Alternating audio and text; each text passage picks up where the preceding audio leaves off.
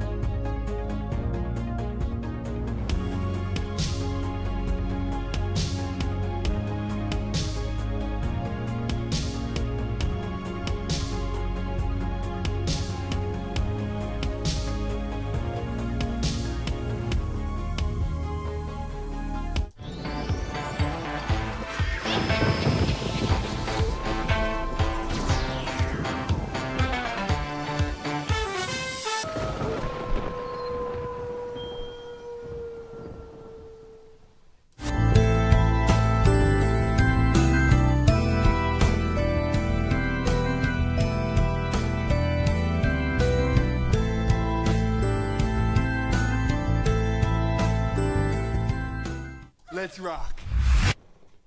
Ladies and gentlemen, welcome in here to Murder Church on the air. Let me make sure I got my mic right. Boom. Thank you all so much for hanging out. I appreciate it. First of all, that opening that you just saw, I see Bob coming in here right now. I'm going to get him through.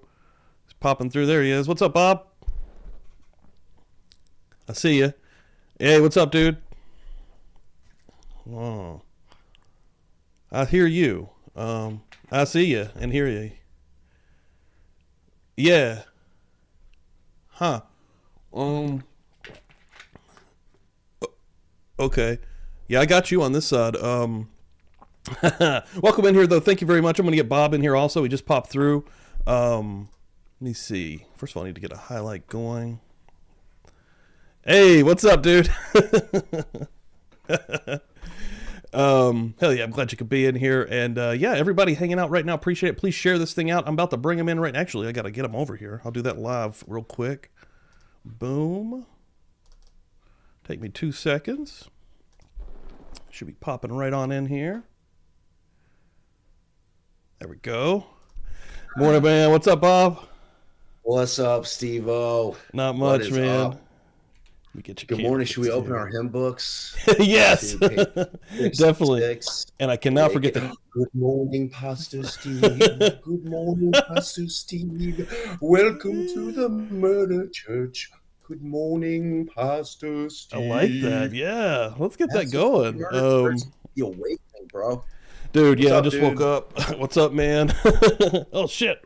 You know, just living the dream. Just living the Wrong dream. one. Let me get the chat in here real quick. Missing that. I think that's right. Boom. Yeah, same here, brother. Sunday morning, made it to Murder Church. I'm glad you could be in here. You still going skiing? Yeah, I'm gonna probably just hang for a little bit, but yeah, the kids, like, I've been working a lot, man. I want to try to get them out. It's about a 2-hour drive, so we're gonna try to hit it. I've got Scarlett trying to get all her shit ready. She's ready to go. I've got That's my awesome. long johns out. Oh, hell yeah, dude. Hell, you need them. Here where I'm at, you definitely need them, dude. I don't even know what the temperature is, but last night it felt like -6.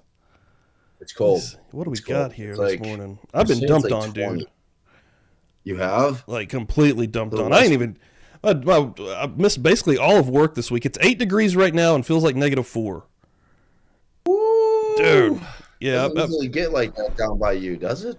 Like not that cold. Like, winter will get dumped on, but not like this. This is a really frigid one. And man, but Gypsy loves it. She's freaking loving it. Like, I think she's a snow dog in her heart. Dude, I have to make her come in. I'm like screaming at her, will you please come inside? It's -degrees. And she's just like, nope, I'm good. Man, it's been so cold. I haven't been bringing the dude out for walks, man. Oh, dude. So he hates it. He's not a fan. He's half Siberian. I know he's a snow dog, but I've been like afraid. Like I don't know about how long their pads can handle that shit. That's what I worry about, dude. Like that's what I'm thinking. I'm like, when she comes in, she's got all the snow stuck to her paws and shit, and I'm trying to get it off. But yeah, she loves it. Yeah, he does too. The opening that I ran down here to get this going real quick because Phil from Tayo Toys got this going. I want to shout both these guys out real quick. Adam Malone and Phil from Tayo Toys. Dude, thank you guys so freaking much for that opening that you just made. That's freaking crazy. First of all, make sure you're following Adam. He's freaking awesome. He did the music to that. He is awesome. And then I'm also going to get Phil in here as well. Again, thanks everyone for hanging out and see everybody in the chat this morning. I want to give Phil some love here real quick also. This guy does a lot of cool stuff for us. I've heard Adam's his song, and I've seen the thing that Phil did. I haven't seen them together, so I haven't seen. Let me give it to you. Seen the picture? I'm assuming. Give it to you right now. This is the new opening for Murch Church.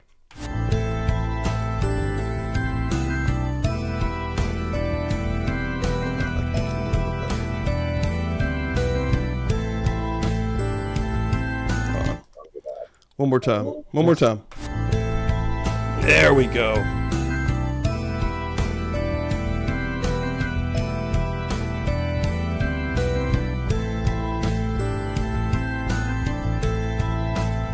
So sick. Craziness. Those dudes are hyper talented. Killing it, man. Those guys are amazing. It's crazy. Those guys are amazing. And then one thing I do have to shout out real quick, straight out the gate. I think Miss Dina showing some love. Here we go. And don't forget the bells. That's right. Let's hear those bells. For real. Murder Church bells. For real. There we go. That's how you start the morning. Murder Church bells, baby. All right. Yes. We were watching the cross, from during the Dr. Jack Kevorkian trial today. This is part 2 of what we started last week. This is about an hour 37 on this. Let's jump in here. Thanks again, Bob, for coming. Let's go. Yeah, I love you. You know this. Yes, sir. I love you too, man. Yeah. Hold on. Let me fix one thing. I think I was messing. Oh, yeah, I was watching. I don't know what the hell we were watching. Oh, yeah, Twin Peaks. Last. Now we have Peaks. I always have something screwed up after I mess with that. But there we go. Get her in there. Hell yeah. There we go. The good doctor. Good morning, doctor. The sound going. You believe that this was a medical issue and not a legal issue, is that correct? Fundamentally, entirely. Fundamentally. Dr. Kevorkian, back in 1992, you wrote an article, did you not, for the American Journal of Forensic Psychiatry, one that has been referred to earlier. That one, if I have the title correct, a fail-safe model for justifiable medically assisted suicide, or meticide. Is that correct? Yes. In that journal article that you wrote, sir, did you not urge in that journal article that authorities make it a federal crime for doctors who are not death specialists to assist in suicides? Only if they feared abuse. If they feared the doctors are going to abuse it, then make it a federal crime. That's the way to put control. So you would agree then, sir, that there could be some concern about doctors maybe exercising certain standards that would be different from standards that you would share? I wouldn't call them exercising standards. They might exercise personal whim. I think the standards are general. They can't be different if it's done correctly. And in terms of doing it correctly, who would make that determination? A panel of physicians? And what if someone disagreed with the panel of physicians and went ahead and assisted in a suicide anyway? Do you think that person then should be prosecuted criminally? What person are you referring to? A doctor. Oh, you didn't mention it. You said someone. Could you repeat the question then?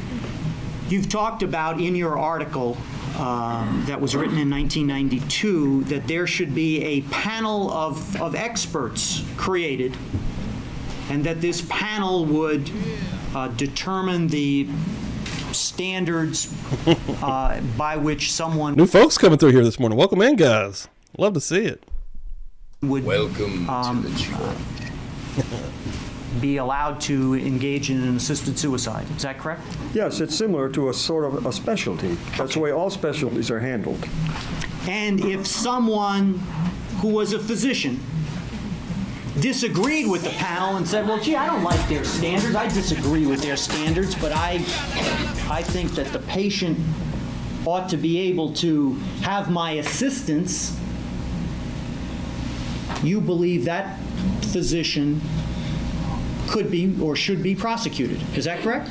If it was grossly negligent, or if it deviated so in such a way from the accepted guidelines that there was a basis for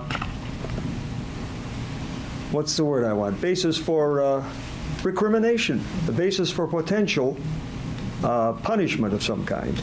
That's true of any medical specialty. If a general practitioner were to carry out a heart transplant and he did it correctly by luck, and he did it without infringing any common sense approach, which is highly unlikely, of course, then he wouldn't be punished.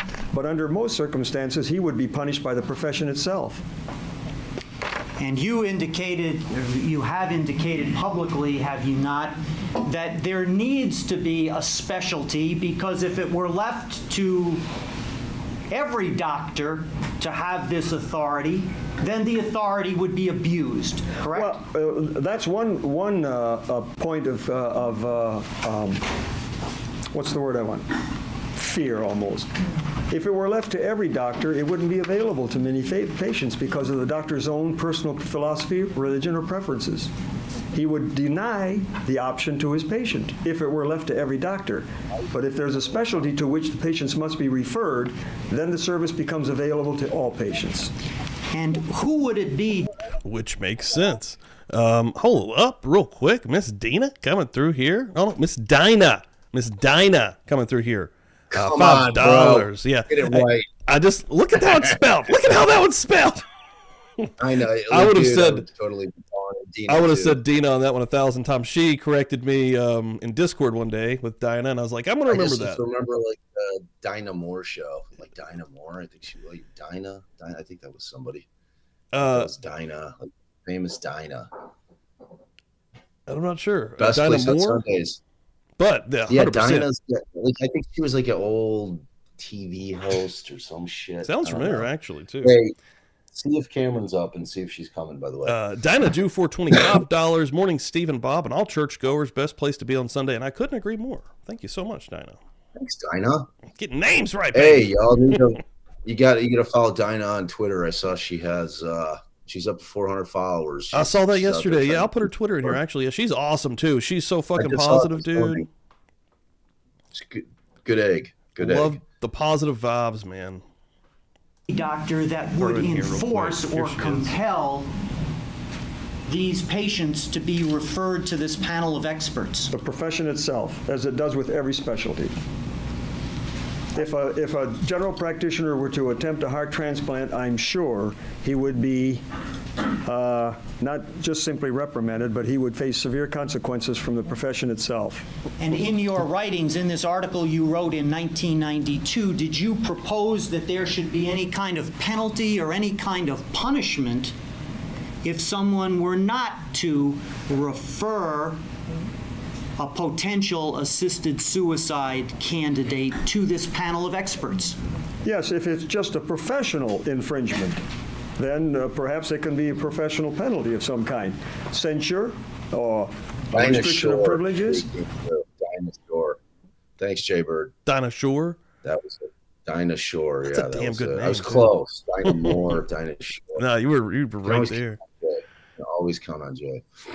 And ultimately maybe threat of revocation or suspension of license. But if it's gross negligence or incompetence, then it's treated like any medical malpractice. And that would be just a lawsuit, a civil lawsuit for damages as opposed to a criminal law? Or imprisonment maybe, because it could be done if a doctor acted without proper consent, then it'd be more than just assisted suicide. He could be imprisoned on a felony charge. Okay. So as a general notion then, you are not opposed to the fact that some people who engage in the act of assisting a suicide could and should be punished for their action. Sure. As was a certain doctor who did it and gave pills to the patient and walked away, and the patient died alone. That's abandonment of a patient at perhaps the most important time of the patient's life. That doctor should be punished. And that happens frequently. And in terms of that doctor being punished, you're saying that that doctor should be punished criminally? If it's a criminal act. If it's a professional negligence, then perhaps he should be censured or face suspension of license, depending on each individual case. Now, you've talked about your work at Pontiac Hospital, where you were engaged in research on cadaver blood. Yes. Now, that research, Dr. Kevorkian, did that involve the transfusion of blood from cadavers within hours of the individual's death? Yes, we went by the Russian guidelines because they had such extensive experience. We didn't feel that we could improve on it at all, wouldn't try. We followed exactly the procedure the Russians had prescribed. And what time frame are you talking about, sir? Are we talking about doing this transfusion within about are we talking within hours of someone's death? No, you see, you're confusing two parts. The Russians did, by the way, it was first done in the United States, but wasn't published. It was done in Chicago at the first blood bank established there, a famous doctor who just didn't publish his work. We thought it was the first time that we had done it in the States, but that's wrong. We learned later that it had been done earlier, unpublished. The blood is removed and stored like in. How far are you from that place? That hotel? Is it still there, I guess? Probably, I'd say we're 35 miles out of the city. So that's cool. That was I think that was on the south side. Damn, dude. That's a crazy-ass story, bro. Yeah. Oh, okay. That makes sense. Yeah, they keep trying to make that Devil in the White City, which was the book that was about, because it all was taking place during the World's Fair in Chicago. Yeah. It's been a while since I read about it, but I remember that. That's how they were he was kind of getting people. They'd come and check in, and then they'd never leave. I love that book. Like some people, I think it's a great book. Some people are like, it's boring, and there's talking about architecture, but it's cool because they're talking about buildings. Because there's a ton of factual stuff, but it's written like fiction. You know what I mean? So it's but there's buildings that I've been in that they were talking about. Like this Monadnock building is like the first 10-story building that was ever built in Chicago, which is now right across the street from the federal courthouse. And, it's filled. It's like lawyers' offices are in there, but it's like a super old building. Wow. I love shit like that, dude. Yeah, it's pretty neat. Like history and stuff like that. One of my main goals for 2024, dude, is to freaking make time, but to read more, like to dive into books that I want to get into, man. You know what I do, man? I know. Well, I do Audible a lot. That's smart. It's like I prefer reading, but I'm usually I can get through 3 pages and then I pass out when I'm like in bed. So I do Audible a lot. Kind of treat it like a podcast. Yeah, I mean it's the book, and it's just somebody reading it to you. But it's a good way to kind of to keep your brain moving. Reading's very important, Steve. You have to read. I like reading, dude. Like I've done one book with Audible, and I mean, it was fine. I got through it. I treated it like a podcast every time I was in the car or I was at work. I had extra time, but I would have to go back. I'd have to go back because I would, because I space out or or I am working or something's going on. I'm like, well, what the fuck? Why am I here? So when I'm actually reading a book, I can tune in a little bit better. Like I'm in there. And you can put a bookmark in. Right. You kind of know where you felt. I do. I like reading, man. I get with Audible. Like I always listen to Audible, like when I'm falling asleep, like under my pillow. Yeah. And sometimes I forget to put the timer on, or it'll stop it after like a half an hour, and then I'll go through, 27 chapters, and I can't remember where I fell asleep. Like, damn it! We're gonna leave off that shit over and over. You know who's a voracious reader? Is Adam Malone's. Oh, I know. Yeah, dude. Yeah. He recommended me a book that I own. I was like, I actually have that book. Like. And I just don't have time to read it. But yeah, he's crazy. He recommended me. Yeah, he recommended me a Vonnegut book, which I just got a couple of weeks ago. I still haven't. I've got it. I had to buy it. I couldn't. They didn't have it on Audible, but it was. I ordered it. It's a little guy, so it'll be a quick read. Crush it. Vonnegut. You ever read any Kurt Vonnegut, dude? Oh, I've heard of him, but no, I never read any. I don't think. What the fuck? I don't know what Adam thinks you can start with. Like the first book I ever read, and it was my uncle's. Like I was at my grandmother's house, and she had like all the books, and I was probably like, I don't know, 15, and I was reading. I was always a reader. I was a reader when I was a kid because they didn't have TV like they did now. It was like you had 3 channels, and it was always some bullshit on, except for Saturday morning. Saturday morning cartoons. Yeah. That was on point. But it was called Ham on Rye, and it was like the first book I ever read where I was just like hysterically like, crying, laughing, reading it. It was like, because my father and my uncle were huge Hunter S. Thompson fans, so I had read Thompson, but I started reading that like later. Vonnegut was the first. That Ham on Rye was so funny, man. It was like it's just like you just got to read it to understand it. Vonnegut, you should definitely dip into his catalog. I just now Googled him out. I have not read any of these. Yeah, dude, like there's not a bad one in the bunch. Nice. He's like he's brilliant. He's hilarious. Yeah, he's great. Yeah, I'm gonna have to get back. Adam says Mother Night Bluebeard or Breakfast of Champions. Yes. Breakfast of Champions was the one I went right after Ham on Rye. That was Breakfast of Champions, because Breakfast of Champions was probably one of his more mainstream, well-known works. Because he was, he was at the time that he was writing shit that other authors weren't writing. You know what I mean? Like he was ahead of the game, kind of the same way that Hunter S. Thompson was. Right. I read some Hunter S. Thompson too. Yeah, dude. Oh my God, you're right. That's Charles Bukowski, man. I'm giving you the wrong guy. Jesus Christ. That's right. Forget Adam it. is Bukowski. That's right. He's an interesting dude, man. An extremely well-read motherfucker.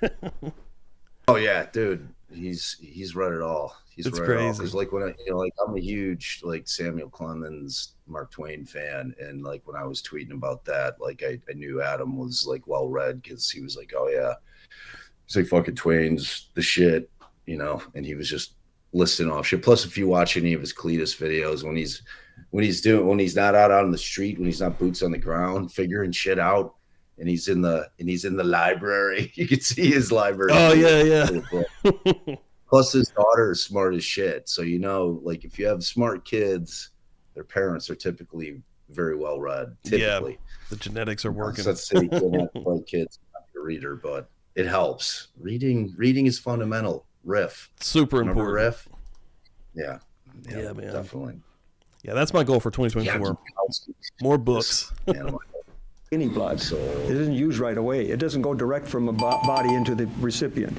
The blood is removed, as Mr. Nichols said, and stored at that time for 21 days in certain chemical solution. in the blood bank and handled as routine bank blood, except in our case, we had to get permission of families and patients to do it. They had to be have sufficient consent, informed consent. And how would the blood be with? Huh? Jay says that's why my kids are dumb. No. Somehow I doubt that. No way. No, Jay's sharp as a tack too, man. Drawn, sir? Yeah. The Russian system was In terms of your experiment. yeah, we had to modify. We tried the Russian system first, but it was unwieldy for us. We then, at that time, we had vacuum bottles for drawing the blood, and we would tilt the body in a very head-down acute angle, and the blood would tend to pool in the lower parts of the body then. And we used a needle tubing into a vacuum bottle to extract the blood, And this blood was then stored for 21 days. as a rule. And in terms of your work in this particular experiment, you used co-workers agreed to participate in the experiment. Is that correct? All of us. I was one of them also. I have a relatively rare blood type, so mine didn't come up. I would have taken the blood, but I did feel a little insulated because my blood is rare. And whoever type, the next blood we got, whichever type that matched, that would be the recipient among this pool of laboratory workers. And these were all workers at the hospital? That's right. This was in the direct blood transfusion. We went beyond the Russians, you see. We wouldn't just take the blood and store it. We did that. And then Mr. Nichols came into my office, and we threw our feet up on the desk and started talking about what can we do now that's better and something. And within 10 minutes, we had set up this other procedure that even the Russians hadn't done, directly from the body into the recipient. And that was done on volunteers. The first blood we drew was given to patients who needed it with their consent. Okay, so let me get this straight. Ultimately, you did experiments where the transfusion went directly from the deceased into a live patient? That's right. And who was involved in that particular? Was Mr. Nickel one of the people who volunteered for that? I believe he was, yes. Okay, and this was done where in the autopsy room? No, the blood was extracted in the autopsy room, but the blood was given. Oh, the direct body. No. Yes. The first one we did was on a middle-aged woman in the laboratory, and it was done in the emergency room when the body was brought in. And that was then transfused directly Yes. into one of your volunteers? Right. Yes, we took samples of blood for possible infection and for chemical testing as far as we could in those days to rule out any possible transfer of a disease. Okay. Now, Dr. Kevorkian, with regards to this particular experimentation that you had done, did you write that up, sir? Yes. And can you tell us, please, are any other hospitals currently using that system now? No hospital has done it. Nobody's even reconfirmed our work. It was published in Military Medicine, by the way, because it has military value. And can you tell us, please, when that work was done? About 1963, I think, it was published. And was it in the 1960s that you submitted this proposal for battlefield transfusion to the Defense Department? Yes, yes. And this was to help with regards to the combat soldiers in Vietnam? We wanted to do it under combat conditions. And you wanted to use the combat situations as sort of as an experimental ground to see how it worked? Yes. And can you tell us, please, this procedure, this combat battlefield procedure, how was the transfusion supposed to work? I mean, how was someone supposed to get the blood from the dead soldier into the live soldier? Huh? This guy's such a hard on. Oh, dude, this guy's too much, man. And that tie sucks. Yeah. He asked a question, and he's just, after his question. That's his move. He just grabs his face. It's like pushing his face in. I'm like, what are we doing, bro? Soldier. Mr. Nichols already mentioned that, but it was so brief, I don't think anyone paid it much notice. We had also devised a little hand pump system with a tube both ways, a needle on each end. You would first, if there were a foxhole or a trench with a dead soldier and a badly wounded soldier, and you check their dog tags, and if they have the same blood type on dog tags, you don't care about a cross match. This is an emergency life-saving procedure, and you have no access to blood plasma or any other solution. All you have to do is put the needle of the one side into the heart. That's why you learned you could. We had trouble in the emergency room of getting the needle into the neck vein. That's where we used to draw them, the deep neck vein, not the superficial. That's the way we learned to draw the blood originally. But this patient, who by the way was a 14-year-old girl, had been struck by a car and had a broken neck, and we couldn't get the needle into the neck vein. So we devised a technique. We had to do something, so we put the needle directly into the heart and pumped it with a syringe from the heart into the recipient. We used about a half a pint of blood. In the case of the military, well, you just put the needle into the heart of the dead body, pump like this in a one-way pump with a valve system, just squeezing this thing. You could pump the blood directly out of the heart and into the body vein of the wounded soldier. And that whole blood is worth far more than any plasma or any other expander solution. Now, you submitted this proposal to the Defense Department, That's correct? right. That's right. And the Defense Department rejected the proposal. Joe. And why is it that you believe they rejected it, sir? Well, my opinion is we weren't at a university center. And you don't do good research if you're not at a university center. And you could not do this research at any university center. I was told that directly at several places. And they won't give you a grant because you're not a professor and you're not at a very prestigious location. What was it? Do you like his cardigan, Steve? Oh, dude, I love it. Yeah. I wish I could rock a cardigan. cardigan like that and pull it off. I don't think I can. I mean, I think you can. I don't know why you think you can. You think I can rock that? I think Pastor Steve should be wearing a cardigan like that every sermon, man. To be honest with you. Dan on Friday was trying to get me in a silk robe on Murder Church. Hey, that would be pretty like, sexy. all right, dude. that kind of works too. Pretty Hell, sexy. I could do both. I come in. I was actually saying this, if I ever get like to where I have a real budget, I want to do like Murder Church, where I'll do this show specifically standing up, and I have the robe, open up the robe, and then I have a cardigan underneath it. Oh, I thought maybe you had some like manties on, like some purple manties. Just rocking some manties. That'd be great too. Now, cardigan, and then it's just Yeah, I mean, or wrestling pants, whatever they call those things. Yeah, those tights. Manties. Yeah, not even the tights, just the guys who don't wear the tights, just wear the manties. Yeah, the underwear. Like they look like manties. They do. That's the only reason. They do. Because it is, and no one's ever taken it up since. Oh shit! Hold on now. Donna Minor like Diner just came through here. That's how I remember her name. Let's pass the plate, Pastor Steve. Hell yeah, thank you. No, it's Donna Minner. Jay just went through a very long. Ah, Minner, fucking fuck, God. Come on. I'm out of here. Donna Minner. God I damn it, apologize. Steve. I think I messed hers up more than it messed anybody's up, because I thought it was I saw Jay. He gave a lesson in. Oh no! Minner. It So I saw it, Jay. Minner I saw like it. dinner, not That's diner. Diner has one N in it. I'm leaving. Because it's highly controversial, and no doctor has the temerity to do it. Why do Retiring. you believe that it's controversial, Doc? For simply reason that transfusing blood is controversial, dealing with dead bodies is controversial. It doesn't matter if you're trying to save life with it. The controversy and emotionalism overweigh reason. That's my opinion. And those reasons that you just gave, the emotion and the and whatnot, you believe that do those also apply, do you believe, to the Defense Department in terms of their concern about your experiment? Well, if not directly to the Defense Department officials, to their medical consultants, I'm sure, or advisors. Medical men are highly frightened of this kind of controversial research. And because of that, I can guarantee you some... Darling. Yo, hold on. Charles blast on my tech incompetence. What is he saying?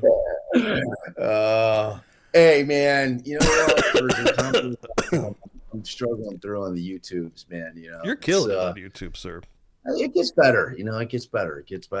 But I still at my baseline, I'm totally incompetent tech-wise. So I don't understand. Is this thing on? Every time that you've come through, you're like, I can't hear you. I can't hear you. And it's always you're like, oh yeah, I got it. I fixed it. I can see you. Oh, sorry, I have to turn the volume up. Gambies, $5. Let's go. Oh, Gambies, always coming through.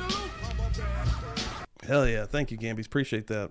Out here, always representing some Publicly Buzz. Love that.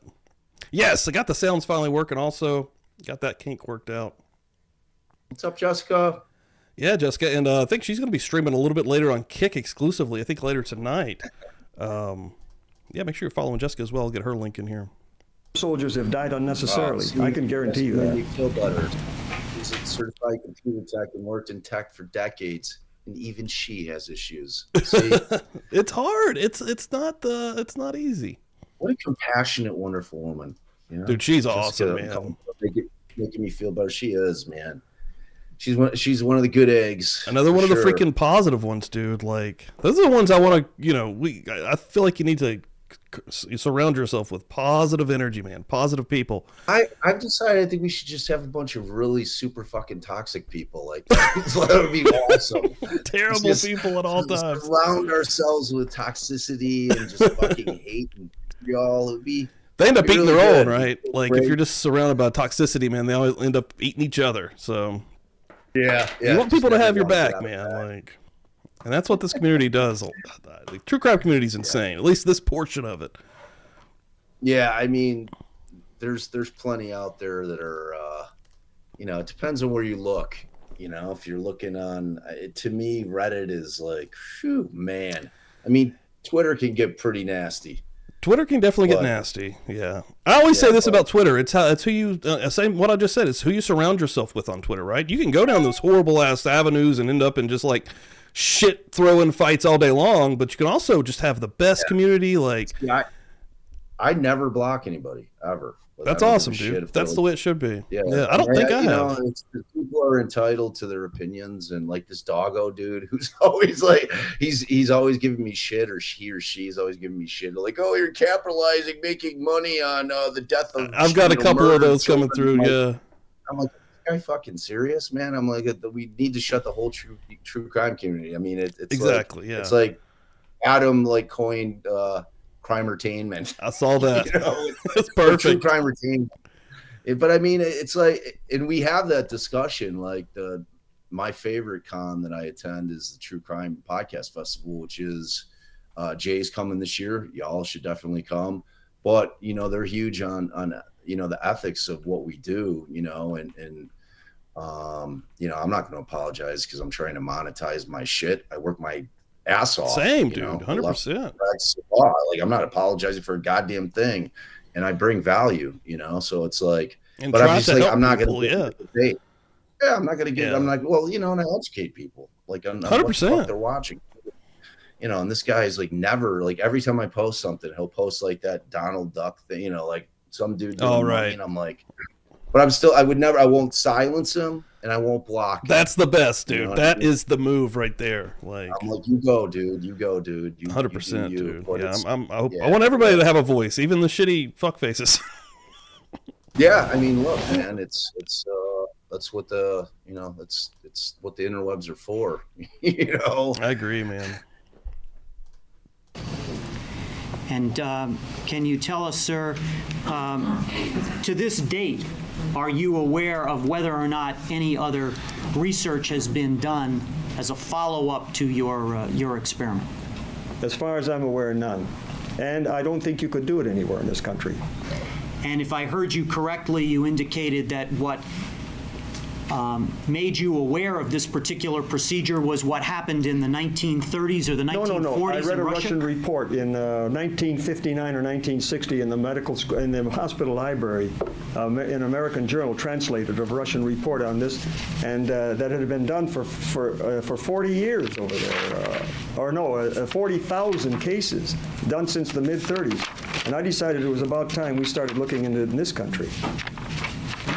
And I learned it had been done in Chicago and dropped because transfusion, then the storage of blood the storage problem was solved. As you know, blood transfusion in this country began by direct transfusion from the body of the donor into the recipient with a syringe. And then when the storage was solved with the bottles, interest dropped in direct transfusion. I love hearing the stories, but I don't see what the relevance is to this case. You know, Yeah. I mean, like, I'm good with it because it's just showing that this guy's like, you know, been a healer in one sense or another forever. It's the you know? 50s, I mean, yeah, the late 50s. Oh yeah, there's the guy. That's a doggo gif or gif. I say gif. That he Say throws GIF or the GIF. Donald Duck money, yeah, throwing it out there. Are you a gif or gif guy? We had this debate on Friday. I think I'm a GIF guy. Yeah, GIF. Why? That's just how it's in my head, I guess. Yeah, like Dan explained it. Then we looked it up. The guy that actually created it says it's GIF. Well, how do you say the word GIFT? See, Well, it looks like dude. GIF because gift. No. Right? How do you say the word GIFT? GIFT, gift. Right. So it But- shouldn't be GIF. No, it looks like GIF. We don't have to change the fucking rules. Like it's like that's not how it Yeah, works. in my head, yeah, just it's GIF in my head. Yeah, hold on. Yeah, there's a whole thing. You have to talk to Dan, dude. Dan will make you go GIF. Then spell it GIF. Then spell it GIF. Yeah, and I forget why did he say it exactly though. And I forget the guy's fucking name, of course, but the guy that actually created it says it's GIF. Because when I think of the J, a J sounding G, what do you got? You got like giant. What other G words can you think of that start with that have the J sound? There's not many. Like There's here's not what many. I don't know. Hold on. See if this makes any sense. Let me get that. Oh God, we're using Wikipedia. I don't consider that to be like any. I don't remember the guy. Well, I'm sure I could find it, but the guy that actually created it says GIF, not GIF. But I don't fucking know though. But I don't fucking. But Dan is like it really. Dan really will fight gets you under my about skin. it though. Yeah, I mean, Dan's wrong. I don't know. What to tell you. This is the next debate. I'm just going to title the video GIF versus GIF. Dan versus GIF, Bob. GIF. Let's go. Yeah, gigantic. Yeah, I mean that Charlotte. That's a version of giant. So like, I just can't think of any other G words. Adam will probably think of some, Gigolo. like some other G words that have the J sound. Gigolo, very nice. I like that. I'm GIF. just a gigolo. You can spell Everywhere I go. gigolo with a J. Gigolo. Gigolo. Dr. Kevorkian. Gigolo. Yeah, hold on, Miss Dina. I will. Isn't it correct, sir? You have been Neither inspiring. retired from medical practice since 1982? Yes. Here we go. And would it be fair to say, sir, that Let the it was in people speak. 1982 that you returned to the state of Michigan from California? 1984. 1984? 1,000% after my vote. In terms of 1982 until They're fighting right now. August the 4th of 1993, when Thomas Hyde died, would it be fair to say that Oh, shit. Yeah, hold on. I actually paused to say that, then we got lost on that. Hold on. I'm not T-Pain. I literally paused to do that. T-Pain come through. Yeah, $5, baby. Thank you, Pastor Steve and Bob, for being here today for the Sunday service. And Holla. thank you for being so awesome to me. Love you. What do you mean? You're amazing. You're one of the Love best you. people You're- here. You're amazing. You're amazing. You're out there doing the work too. Dude, T-Pain's yeah, like- dude. Hold on. This place is dead anyway, man. Yeah. Get her own little song. I love you. I am not T-Pain. I'm sorry. I did. I totally paused. We got lost on what's happening in the polls right now. Right now, GIF is winning. Thank you. You're- They're you're- not damn, they're on winning, Bob's side. Steve. It's a fucking landslide, bro. It is. Yeah, that's not even just, it's getting skunked. because people like. Oh, here we go. the Coming rules. back. No. Oh, this 22 bullshit. I think Steve like created a separate account to vote again. It's Dan. Dan's like in bed, like trying to fucking like create multiple accounts to push his GIF agenda. Dude, oh yeah, it's the one GIF, time man. Dan needs to come through here right now. Dan's got his fucking shades on. Like he puts a different set of shades for every account. So he'll take one off, put another one on. That's how he justifies it. He's like, I'm truly a different person. Yeah, you're killing it. Yeah, everyone seems to agree. Glad I got to hang with Dan a little bit the other night.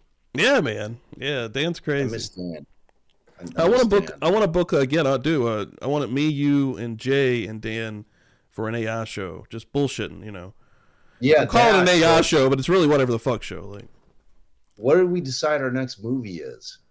Made. Made. Yes. Yeah, dude. Yeah, we're gonna do that soon. Jay, have you seen Made? I know you have not seen Made. Jay, have you seen Made? Jay's still hanging out. Thank you, Adam. Adam has back. Adam says it's a G. It's GIF. He's spoken. I mean, as I've said, the man is well read. He is. So, he is. I want to see the debate. We're going to trust a reader over a non-reader because they read a lot of words. That's true. I had a story. So you've heard of the term rigor mortis, right? Yeah. It's a stage of death. So I've always, my entire life and my entire law career, always pronounced it rigor mortis. So rigor mortis. Rigor mortis, and we hired I'd say probably the most famous forensic pathologist in the world, and so we're doing his deposition for a case, and they ask him a question, and he says he's like, well, the body was in rigor mortis, and I'm like, oh my god. I'm like, wait. Can we pause this deposition for? I'm like, are you saying it's pronounced rigor mortis? I'm like, so are you telling me that I've been saying it incorrectly like my entire life? He's like, most people do, but it's definitely rigor mortis. Now he's German, so I didn't know. I'm like, is that because that you're German ancestry that you're pronouncing it that way? He's like, no, that's the medical way. That's the proper pronunciation of it. Which brought up the thing where if everyone mispronounces a word, shouldn't that just become the proper pronunciation of the word? I mean, if like everyone says rigor mortis, except for rigor. So, but like there's a few words like that where everybody mispronounces it.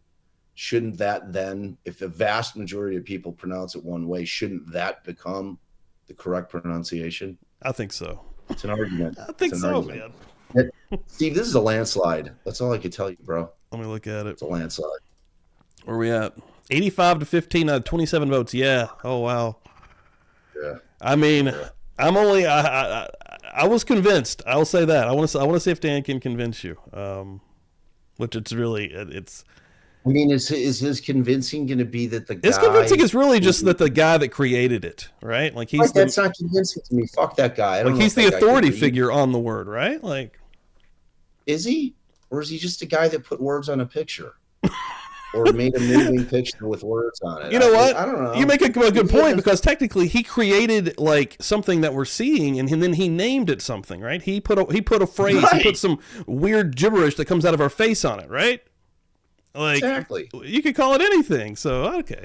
I don't know if this guy's fucking. Maybe he's getting a little. Maybe he's taking it too damn serious. If he feels like he had to come out from behind the curtain to answer this, maybe we have a problem. Maybe exactly. You know what? He might be taking this a little too serious. If you want it to be fucking GIF, spell it like the peanut butter, motherfucker. It's already out there for us. You're swaying me. GIF peanut butter. You're swaying me. You're swaying me. Am I going to start calling GIF peanut butter? Should I call that GIF because it's interchangeable now? And that's how I was actually at first when we first started talking about it. I was like GIF, like the peanut butter. Right. GIF peanut butter. That's true. You spelled that with a J. That's how you spell it. So That was my argument at first too. Before I said you're right. I mean, the guy created that's it. my thing. Like, is GIF an acronym? Like, do we know? Is it like it's all capitalized? Is it GIF? Yeah, like what does it actually mean? But what I'm saying is, it an acronym? Does each right? letter Yeah, stand like for, yeah. I'm gonna like guess graphic, the F means funny. What would be the acronym? No, it definitely doesn't for mean funny. Yeah. Graphic. Well, I don't know what the I graphic. would be. I don't know either. All right, give us. I'm trying to think of a tech word that starts with an I. Yeah. I need Dan again. I'm Danimal. Get the Danimal. Dan will come up. Oh God, get Dandy Savage in this. You were not employed by any hospital. Dizzy's coming through With some serious typos. graphic interchange. So graphic interchange font. What do we think that's a typo? But I'm trying to figure out what she was trying to type. Format. Give us the last word, Diz. Graphic interchange. I like that, Diz. That makes sense, actually. That's a good one. That's a good one, Diz. I could go for. Oh, wait. Maybe is that the real thing? Graphics interchange format. So Salvador Dali came in with the. Oh, it's coming in. Jay, what's a foreign what? Foreign what?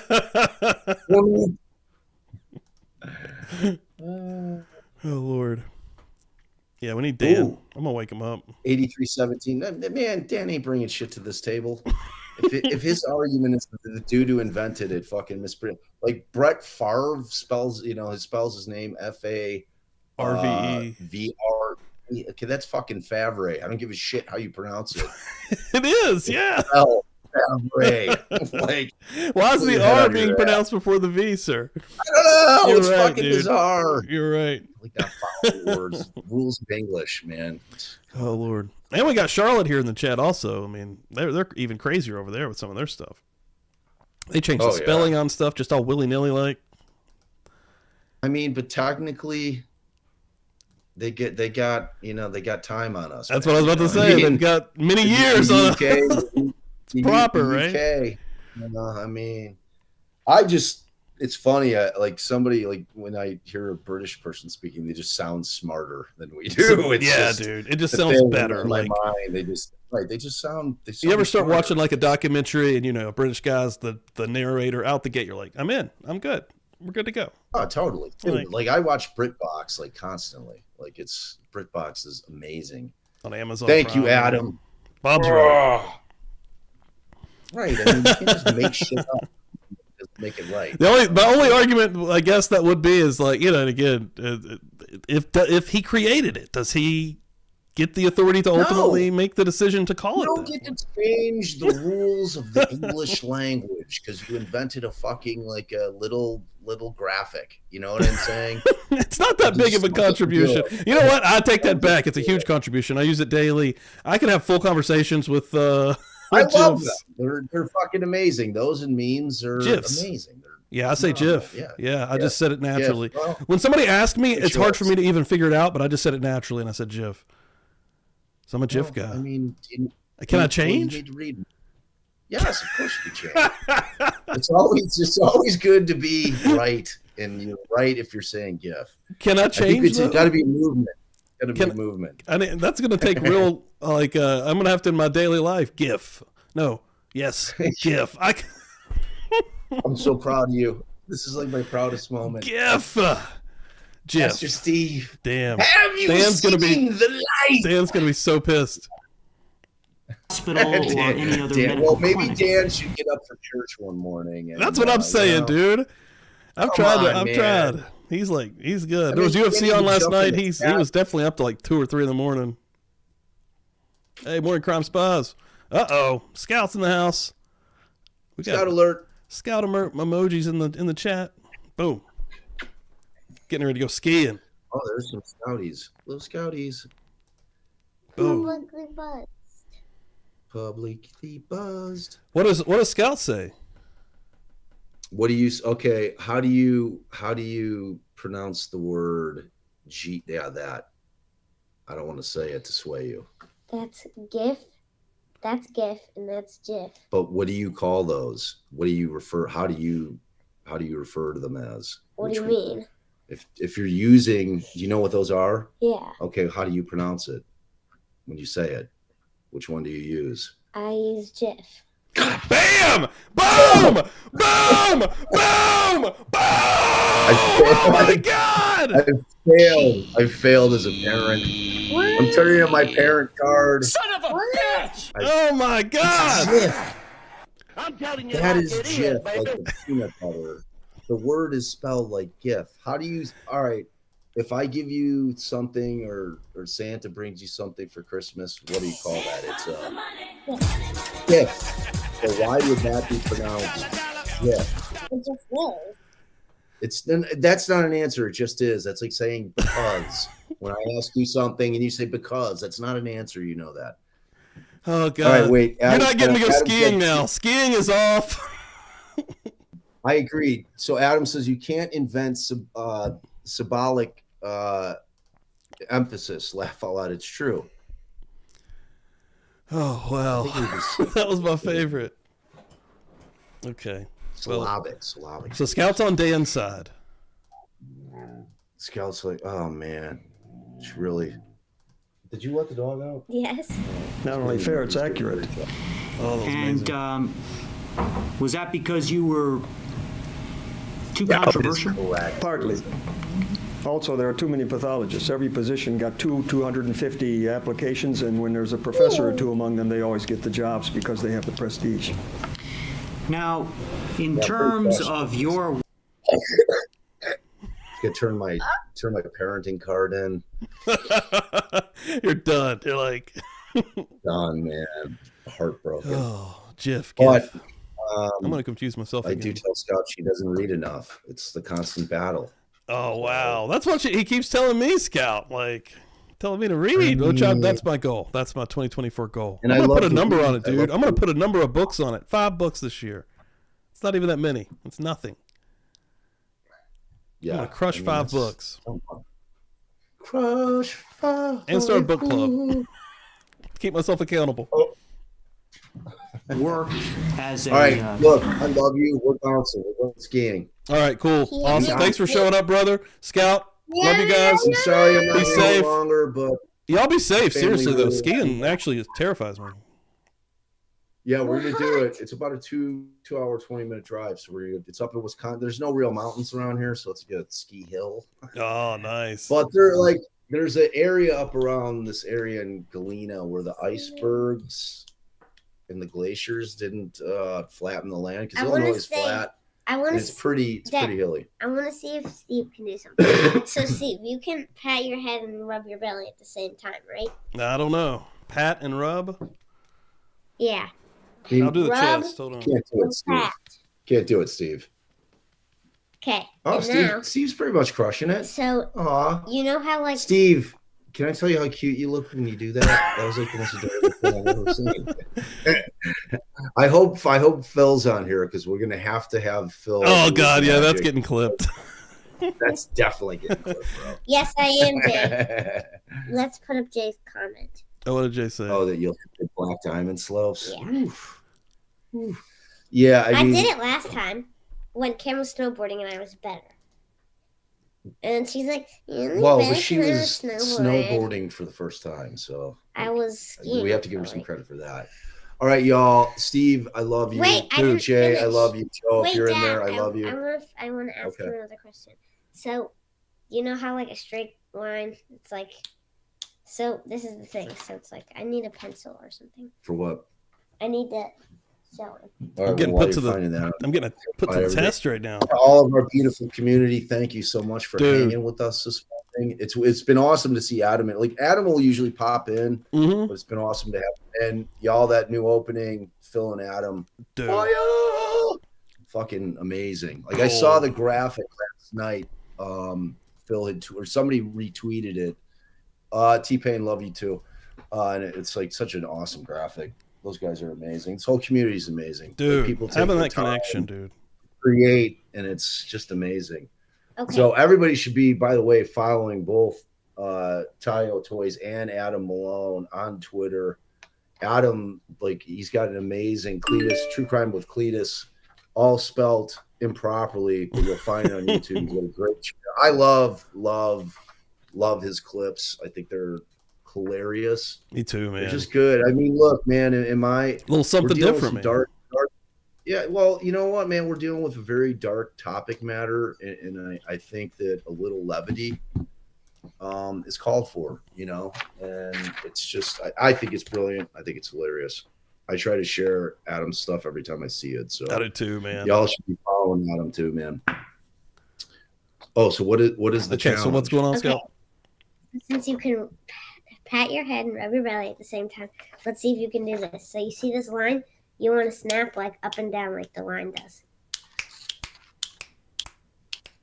Okay, then while you're snapping up and down, you have to snap at this shape. So you have to go boom, boom, boom. And So while you you're, so one hand you're snapping up and down. Oh, I got Yeah, two that's hands. okay. Oh shit. Oh shit. It's impossible. I can't But do at the it. same time. Yeah. Yeah, you have to do it at the same time. Oh wow, You gotta no, get both that's hemispheres of crazy. your brain. That's hard. No. Oh, that's They hard. can't even see your fingers. I'm close. I'm close. I feel like I'm close. Wow. So, look at Steve. I was trying to get in there, baby. Yes, you were looking up like. Oh fuck! You can almost catch it. Like Dude, that was Steve is so crazy. adorable. All right, you guys be looked safe, like man. He happened to the Asian baby when he was doing that. Like he. Oh wait, Oh my god. I looked too when I was doing it. Wait, it's like. All right, y'all. Community, we love you. Thanks for hanging out with. Ellie, I'm sorry I'm not hanging long, man. Steve, Oh, you got a know I doggy love in there you, too. I love it. He's Hi, baby. the sweetest. Oh, my God. He gets That's very amazing. jealous. Aw. He's a jealous boy. He's a jealous boy. Jealous as hell. Oh, Excuse All my right, so tongue. don't let that guy pick on Dr. K too much, Steve. Yeah, definitely Fucking not. poor man, Pat Sajak. Fuck Yeah. that guy. hello. All right, guys. All right, and so when are we like? Is Kevork's? Is he the last guy? No, there's You still. Let me see. There's probably. This is just by numbers 18, and we have 26 videos. So yeah, we still have probably about another 2 or 3 weeks. The So closing. I will come back for. I'm Perfect. sure I'll pop in before that, but I definitely want to let's lock it in. Unless I'm at I might be a jam cruise with Allison. If it's you said 6 or 8 weeks. No, probably like I'll let 2 to 3, 4 weeks. It's hard to really got. Oh, yeah. But yeah. But we'll figure it out. They're going to be shorter witnesses. Like Kevorkian's going to be the longest witness. Yep, for that's sure. true. Yeah. Yeah, we'll fill it out All though. right. But hell yeah, dude. Y'all be All right, safe. y'all. We love you. You guys have a wonderful Sunday. Later, brother. Bye, Scout. Okay. Ciao. Boom. All right, guys. That was crazy. All right, always a fun ass time with Bob here and Scout. Scout makes it really fun. All right, let me get if I have this window set up correctly. I don't. Give me 1 second, guys. We'll jump back in here. Again, thanks everyone for hanging out this morning. Appreciate it. Got to get that Court TV logo off there.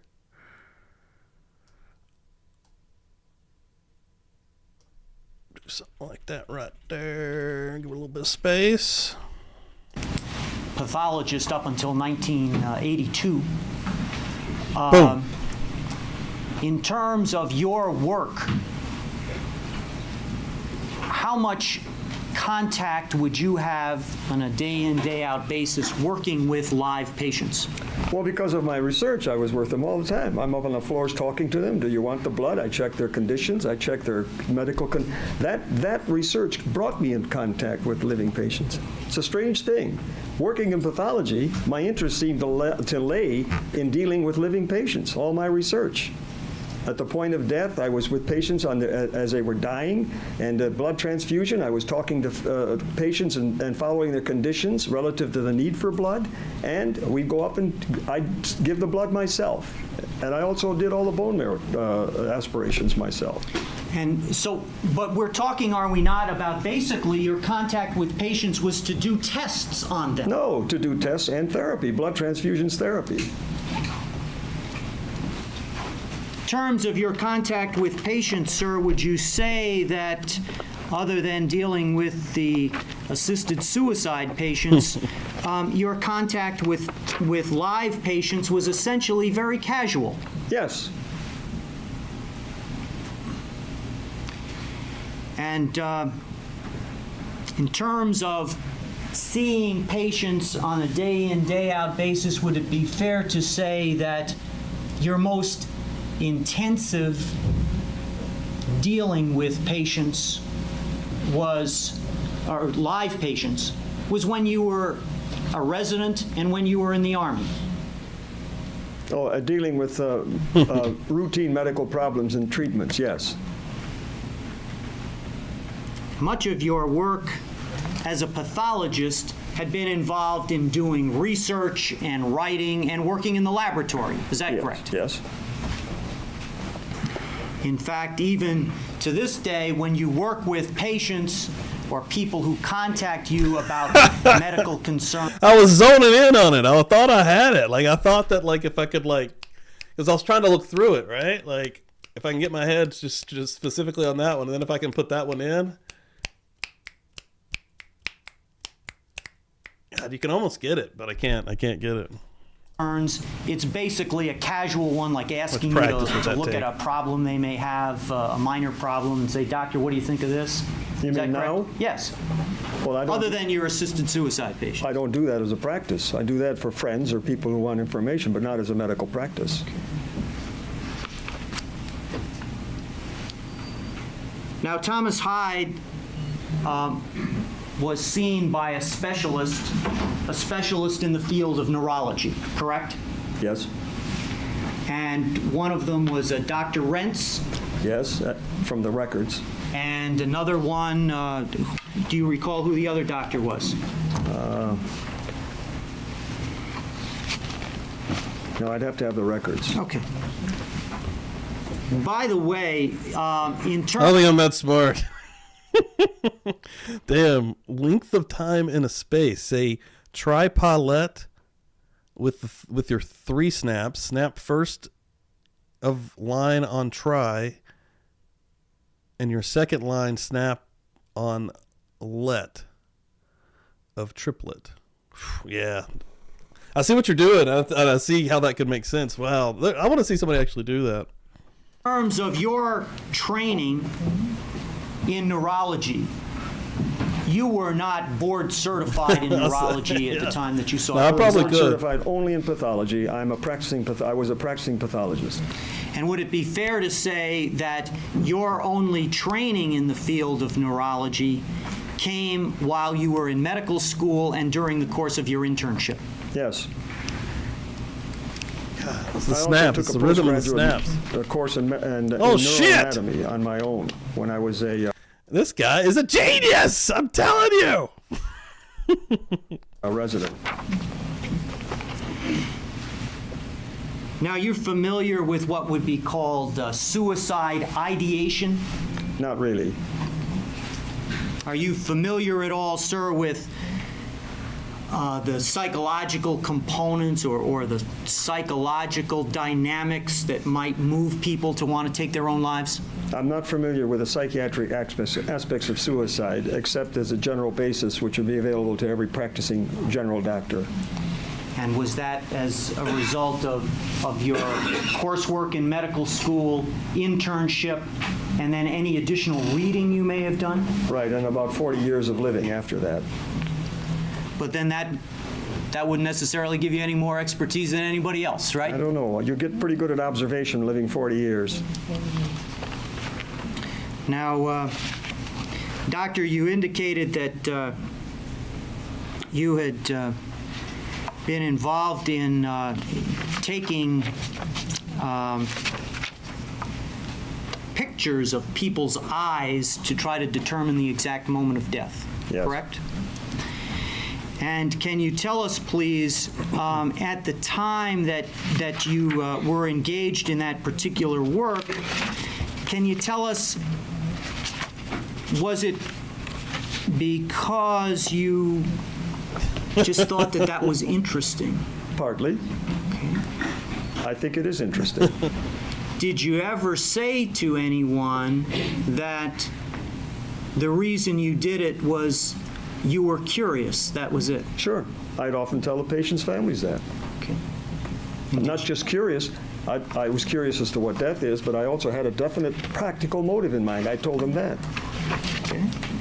Did you ever say at any time in the past that the reason you were doing it is that you were curious, that's all? No, I never said that's all. It's an aspect of it. Okay. My main motive was a practical application. Do you remember testifying at a proceeding in Oakland County Circuit Court back on Friday, June the 8th of 1990? Sorry about that. You remember that, Doctor? Unforgettable. Okay. Let me ask you to take a look, if you would, at page 86. Take a look at anything else surrounding that, if you would, if that helps your recollection. But take a look at it, if you would, please. The whole page? Yes, sir. Read it to yourself.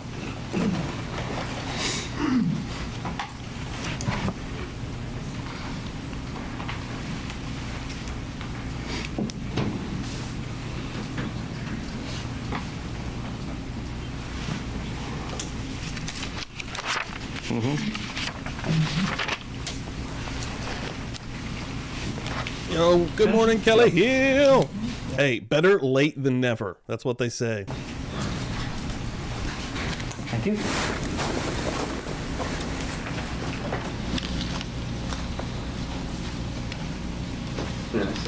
Sure.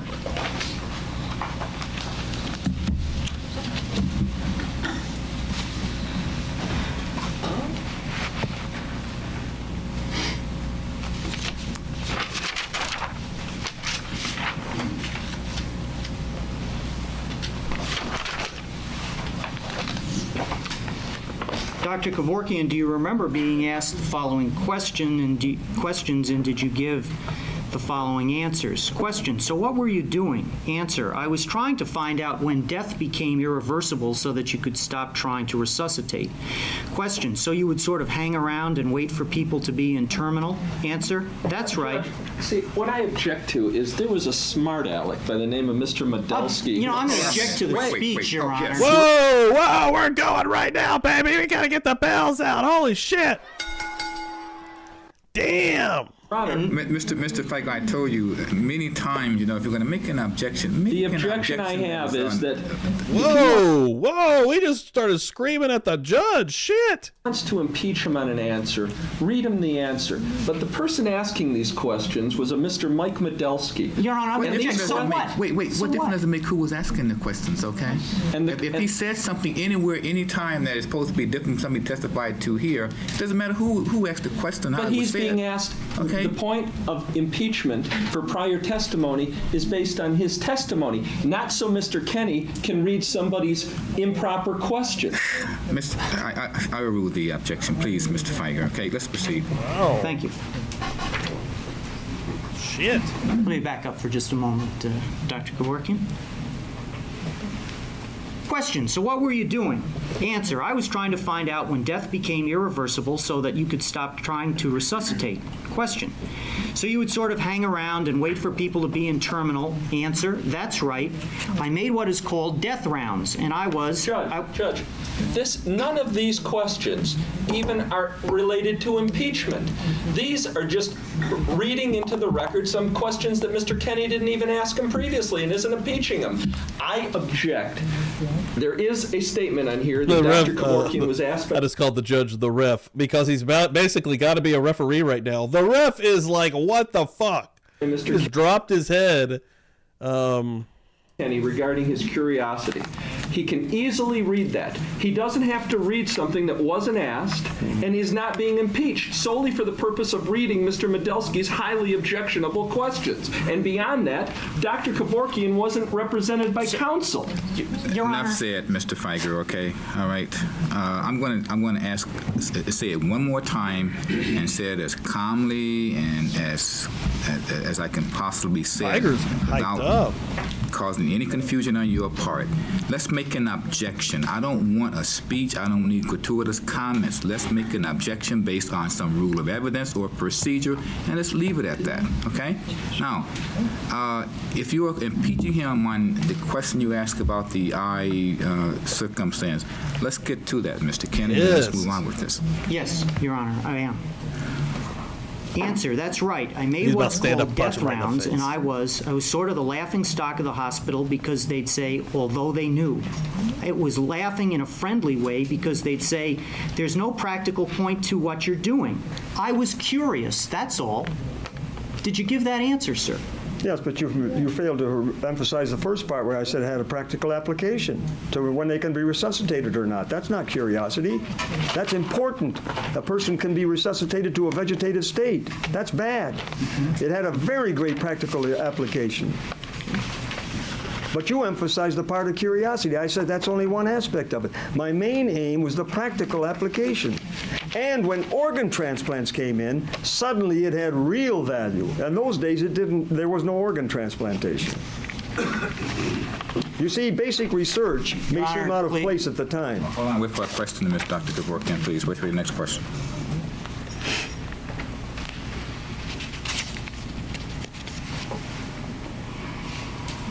Now, Dr. Kevorkian, when you were at the University of Michigan doing your residency there, you ran into some controversy there as well. Is that correct? Because of this work. And when you say this work, you're referring to what? The blood work. And condemned criminals. So when you were, how long had you been doing the experimental blood work on cadavers before you got into some difficulty at the University of Michigan? I'm sorry, that's wrong. Okay. I ran into difficulty at the University of Michigan because of my project dealing with condemned criminals. All right. The blood work came later at Pontiac General Hospital. I see. Okay. Now, how long had you been at the University of Michigan involved with your project on condemned criminals before you ran into trouble there? Objection. First of all, there's no basis for saying he ran into trouble, and second of all, it's irrelevant. What's the relevance of... I think he said something about running into trouble of some kind, didn't he? That was Mr. Kenny, not Dr. Kevorkian. I think he said it. Okay, well, anyway, beyond that, what's the objection, Mr. Feiger? Relevance, sure. Okay, your response to that. I think it's relevant, Your Honor, with regards to the defendant's background and his work. On direct examination, it was brought out about Yeah, his... I think, let me just interrupt you. I think that what I'm seeing here is, or which is proper, I believe, that there were some questions, some responses on direct examination about background. And certainly when you talk about one's background, that lends a certain, I guess, credence to their testimony and so forth, or tends to be something for credibility. And if there are questions that tests that or tests should I say the efforts that were made to make that credible, if they can test the basis for that, then that's allowable.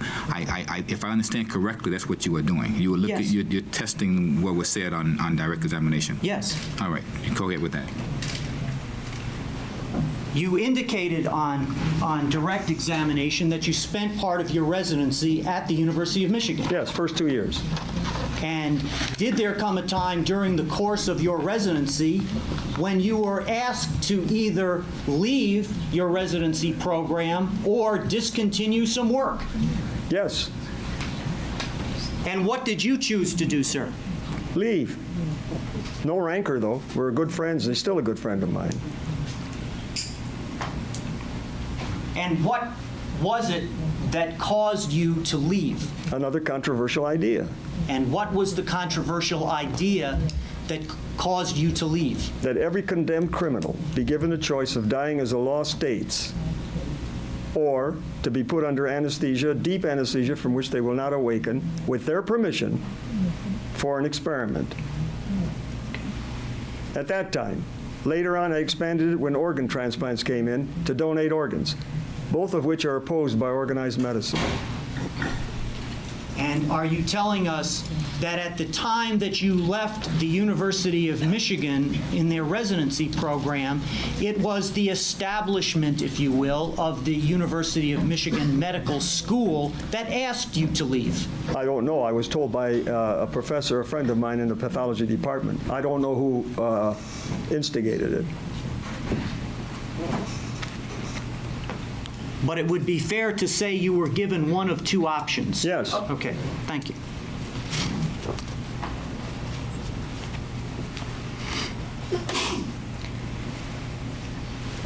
Now, Doctor, with regards to the program that you were working on Which? in your medical residency at the University of Michigan about the condemned prisoners? Yes. Did you not indicate during the course of your research on that area that you believed that the ultimate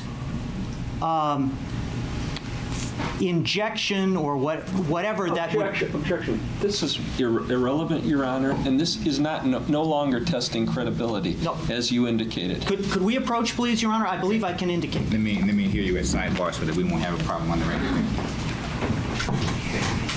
We're approaching. Dr. K is going to watch. Look at this sweet man. Thank you, Your Honor.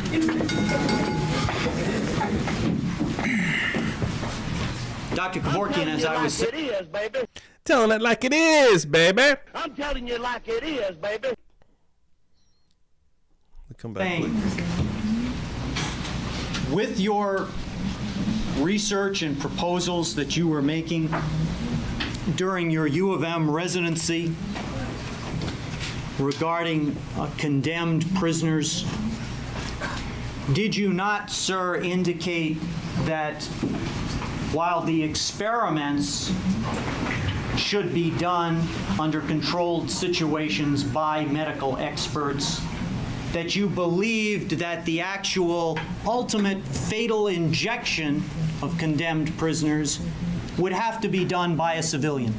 Not would have to be, preferably should be, but not in all cases, because the experiment itself may be lethal. Did you indicate, sir, that you believed that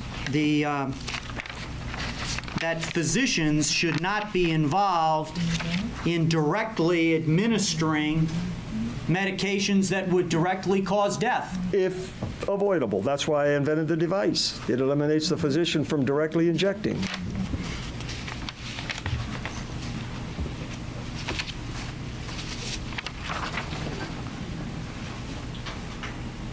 When you left the University of Michigan, you then went directly to Pontiac General Hospital, is that correct? Yes, I think it was pretty direct. And that's where you met Mr. Nickel? Yes. And you remained there, I believe, for approximately 6 years? Yes. And would it be fair to say that at the time that you were there was an occasion when a new chief pathologist came in? That's right. And you worked under that particular pathologist? For a short time. Would it be fair to say that the new pathologist had different ideas? Your Honor, I object. Go ahead. May I state the reasons why? Perhaps Mr. Kenny is getting... Dude, Feiger, bro. After just like fighting, standing up and arguing with the judge, may I let you know this time? Going to ask him every person who he's ever had a disagreement with in his life. It's irrelevant. Okay, your response to that, Mr. Kenny? Well, Your Honor, I do think it's relevant in this particular case to set out, once the defense has set forth his credentials and his background working in the field of medicine, to show whether or not there has been perhaps a pattern of difficulty getting along with people in medical-related jobs. He's offered himself, offered expertise and expert opinion regarding his views in medicine, and I think it's entirely appropriate for the fact finder to look and see whether or not there are just, one particular individual, one instance in which there's been some difficulty, or whether there's a pattern, because I think that can affect their credibility assessment. Okay, you have a response you want to make? I'll let you do that, Mr. The Frank. only one who says there's been difficulty is Mr. Kenny. There's no evidence of that. Mr. Kenny is just inserting this prejudicial and not correct information into the proceedings. Well, let me say this. I am assuming, and I give, credence and credibility to the attorneys, in terms of things, being asked that are a matter of record or can be supported or have some reasonable basis for asking the question. So if I'm not going to question that. But the other part of the objection, I think, is part of what we discussed at sidebar. And what I indicated then and I say now is there was a great deal of time and effort spent on talking about the doctor's background on direct examination. And in a general sense, that's usually done to build up the character and to some degree the credibility and believability of the witness and factors that the jury can look at in making their decision. If there are other factors that are on the other side of that reasonably weighs against those efforts, then I think that the trier of fact has a right, to look at that. Now, certainly there are limits, and if the limits, are in those parameters, if we go without those, then we can make the proper objection and rule on it. But presently, Mr. Feiger, I see no problem with the questions that are being asked, and we'll proceed with those. Thank you. You and the chief pathologist who was brought into Pontiac General Hospital had some different views about, I believe it was new technology, wasn't it, Not Dr. only new Kevorkian? technology, it was not only new technology, it's also on the general philosophy of running a laboratory. Okay. And He was very money-oriented. I'm sorry, He sir? was money-oriented. And you disagreed Absolutely. with his philosophy? The previous chief I saw actually do a sync test. You know what a sync test is? No, doctor, let me ask the questions, okay? Okay. Dr. Kevorkian, Yeah. at any rate, as a result of this difference in philosophy, you left That's right. Pontiac General Hospital. I Is have that never correct? been told to leave a position. I have always left voluntarily when I find there's a difference of opinion, and for the functioning of the laboratory, I leave voluntarily. Now, doctor, would it be fair to say that you don't have a very high opinion of the medical profession as a whole? Organized medicine. Organized medicine. Yes, I respect many individual positions, but organized medicine I have called socially criminal. And in fact, you've indicated on a number of instances, you've said you Yeah, we've learned, especially last week and already this week too. I mean, Dr. Jack Kevorkian and his sister, when she was up there 2 weeks ago, dude, they don't take no shit. These Kevorkians don't take no shit. have Smart contempt for dude. the medical establishment. For AMA policy, in many instances, I do have contempt for, right. They have opposed every social advance medically. And would it be fair to say that you have felt that there have been other doctors who have been in competition with you? I don't get the meaning of the question. Okay, fair enough. After you left Pontiac It didn't make General no damn Hospital, there sense. came a time where you ended up going into your own business, correct? Wasn't a business. We set up a very modern and computerized multiphasic laboratory, best one in the country at the time. And how many medical doctors worked at that facility? Me, only me. And how That's many? all that's required, by the way. I'm sorry? That's all that's required. And how many other medical technician employees did you have working for I you? don't recall the exact number. It was 10 or 12, so I don't recall the number And you say that it was the best in the country. at the time. Okay. And what do you use as the basis for saying that, sir? Are you familiar with the Kaiser plan, Kaiser Permanente? Yes. This was 3 times better. Okay. We took 5 full x-rays. They took 1 small one. We took 5 full-size x-rays. We did every test imaginable. By the way, our cost was less than theirs, too, at the time. Doctor, after about a year and a half, that clinic or that service that you were offering, it closed. Is that correct? I had to leave it. It didn't close. I left it. And as a result, it was sold to other people. Yeah, it was sold to other people. It met opposition by medical doctors who thought this was in competition with them. Money was a big problem then. So other doctors were opposing you because it was providing competition? They would get a completed printout. We had 550 questions on a medical history alone, computerized. Our cardiogram at that time was read by computer, not a human. It was a very advanced laboratory. The doctors would get a whole printout sheet with all abnormal chemical, urinary, blood, all kinds of tests, all asterisked as to what's abnormal, so that the doctor's job is made easier. Every abnormal answer to a question is marked so that he could look at this and know before the patient came in what the diagnosis is. He felt that was competing with him instead of helping him because they had to go to their doctor after they got this report. Just so that we're clear, with this clinic that you had, someone who was in need of medical tests, would they come to your clinic first? You don't have to be in need. You could come off the street as a routine history or routine physical exam, or referred by their own doctor for a routine. Now, certainly, based on the quality of the product that you were generating, this was better than what was available to any other physician in the country by your claim, right? That's what I said earlier, right? And you're saying that doctors didn't want that? Sure. This has been asked and answered. Doctors were fearful. Excuse me, Dr. Kevorkian. Please, yes, go ahead. He answers the question. They went over that. He gave him the answer. Then he's asking literally the same question. I say, I want to ask you again, and you're saying again this? This is asked and answered, Your Honor. Your response to that, Mr. Kenny? Your Honor, I'm just trying to find out which doctors he's talking about that are so fearful of this competition. Well, let's phrase the question that way then. I think the way it was phrased, I think the objection was proper, but go ahead. Okay. Dr. Kevorkian, which doctors were fearful of your service being in competition?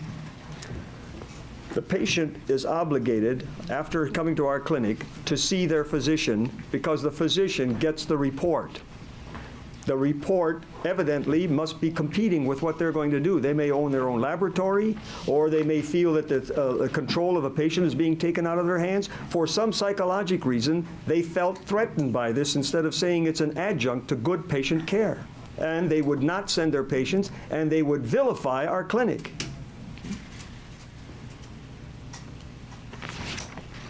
And you were still able to sell it, though? Passionate. I didn't make any money on it. I lost money on that. It continued on with a group of doctors buying it, who then funneled all their patients through the clinic, and they made plenty of money.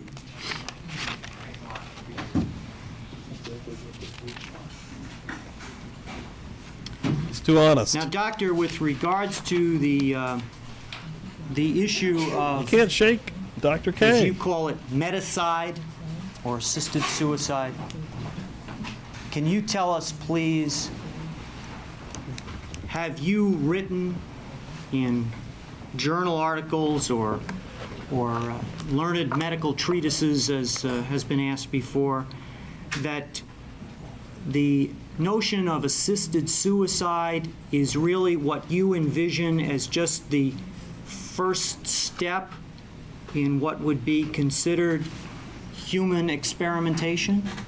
Only under the proper circumstances, of course. It's not new. It's been done. And in terms of your wanting to have physician-assisted suicide and human experimentation going on, how would that work, sir? That's in the future because our society isn't ready for it. It's not mature enough, and we're not far enough out of what I think are the dark ages. But right now with organ transplants, some of my patients wanted to donate organs. Janet Adkins was one. There were a couple of others who could have donated 2 kidneys and a liver under the conditions that we now practice. You're talking 3 other patients who could have lived with those patients, each one of those dying. I can guarantee you 10 people have died unnecessarily because I was not able to arrange for organ donation during one of these procedures, which the patients wanted. Now, Doctor, with regards to what has been marked as People's Exhibit 9, let me just show you so you know what I'm talking about. The form regarding the information you took on the Thomas Hyde matter. Now, that particular form emerges from one of your writings where you talked about this future structure that you saw. Is that correct? No? No, the writing arose from the form. Okay. And can you tell us, please, does your writing about the notion of assisted suicide and using the forms like the ones that are there envision or talk about the idea of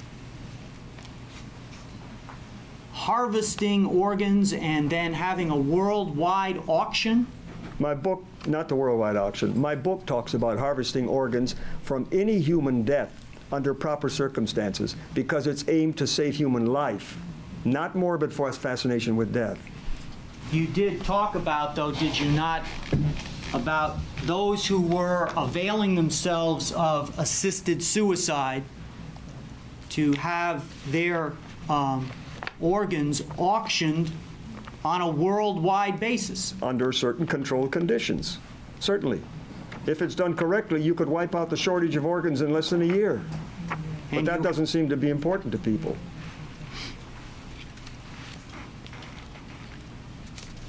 Now, Doctor, with regards to physician-assisted suicide, you were also concerned about people who are going to avail themselves of assisted suicide possibly giving consent to have experiments done. Certainly, correct? If they wish. Some do wish, you know. Some do wish to have that done because they feel an obligation to society and humanity in general. Yet they cannot have that wish fulfilled. And we could have a great advance in certain fields. Do you know that the first mechanical heart, before it was put into that dentist, was tried on brain-dead people? Only with permission of the next of kin, but not with the brain-dead person? Did you know that? Doctor, let me ask you, with regards to these particular experiments that you had envisioned as occurring, did you indicate that you believe that there was no experiment that would be too outlandish or too out of the realm of possibility? With the consent of the patient. The patient's always informed fully. You never do anything without the patient's absolute consent on every detail. That's ethics. And with regards to your ethics and in this particular program involving the possible human experimentation, did you talk about experimenting on those who were comatose? No. No? That's in the future if it's going to be done, because you do now things on comatose patients without their consent. You do it with the family's consent. But in the future, to experiment, that's going to take some more maturity of society. And what kind of maturity do we need to reach, sir? I don't know. That's up to society and the people running it to decide, not I. Well, what value judgment regarding assisted suicide do you think we need to reach before we can engage in the type of experimentation that you envision? I don't know, but you can probably guess from the fact that we here are arguing about just the mere honoring of self-determination for a suffering patient to have the suffering ended. That should tell you to what degree the battle is ahead of us. Well, can you give us any idea at all, That's been sir? answered, Your Honor. What has? This question. He asked it, he gave him an answer, and he's Okay. asking him again. Well, I don't know if it's the same question yet. Let me at least hear it. What is the question you about to ask, Mr. Kenny? Sir, can you I give guess us so, any ma'am. single example at all of what kind of situation would have to exist before experiments could take place? Excuse me. Hold on a minute, Mr. He just answered he didn't know, but he gave the example of the situation we're in right now. That was the identical question. Mr. Kenny, do you agree? Yeah, that's fine, Judge. I'll move All on. right, please. Now, And Dr. spicy one this Kevorkian, morning. you certainly are well familiar with the assisted suicide My law face. that was passed in February of '93, correct? Well, pretty well. There's no foundation. We're not going to have Dr. Kevorkian start testifying, I would hope, about his interpretation of the laws in the state. Because Mr. Kenny objected to that when I asked him the same The question. question was, are you aware of the law? How's that objection? That's okay, I think, right? He didn't ask him to interpret anything. He said, are you aware of it? Okay, you may ask that. You're aware of that, aren't you, sir? I was aware of it before it was passed. Okay. I was aware of it before it was introduced as legislation. And as a matter of fact, once the assisted suicide law was first passed in the Michigan House of Representatives, did you ever tell anybody the stage is set for fun? Yeah, Okay. yes. And did you tell someone they don't realize the dumb mistake they've made? Yes, and I think 3 judges agree with me. And would you tell us, please, how do you view that the stage is set for fun now? Well, isn't it fun when somebody's making a fool of himself? I knew that was a foolish act to take. I understand. Yes, you're ecstatic. Is that in the I video? told them that. And 3 judges have agreed that it was foolish. Anything done unconstitutional by people who should know better is foolishness. Did you tell anyone, Dr. Kevorkian, once that the assisted suicide statute was passed, quote, they were going to shoot off this big cannon at me and all they could fire was this pea shooter. This isn't going to stop me. Certainly. I said that. I think I said, sounds like something I would say. So you were certainly... Shit, 11 months. Holy shit. Dopest 11 months with dopest peeps. Love y'alls. Yeah, Austin, what's up? Let me give you one of these bad boys. Right, sure. Happy anniversary. Happy anniversary, Austin. Yeah, 11 months. That's a long ass time. You're creeping upon a year. Wow. I don't know. It doesn't feel like a year. That's absolutely insane. You were certainly aware that as of late February that there was this law directed at assisted suicides. I told you I was aware of it before it was conceived in the legislature. Laws like that have been passed throughout history, the Dark Ages. And you just view once again that this is another one of the Dark Ages laws, correct? Oh, absolutely. It will be so seen in 10 years. I look at the law like it will be seen in 10 years. But with regards to what the law is right now, you had no intention of complying with it. I follow the dictates of the Nuremberg Code. Okay. And When your conscience says that law is immoral, you don't follow the law. That's what Gandhi said, too. And Gandhi got what I'm getting.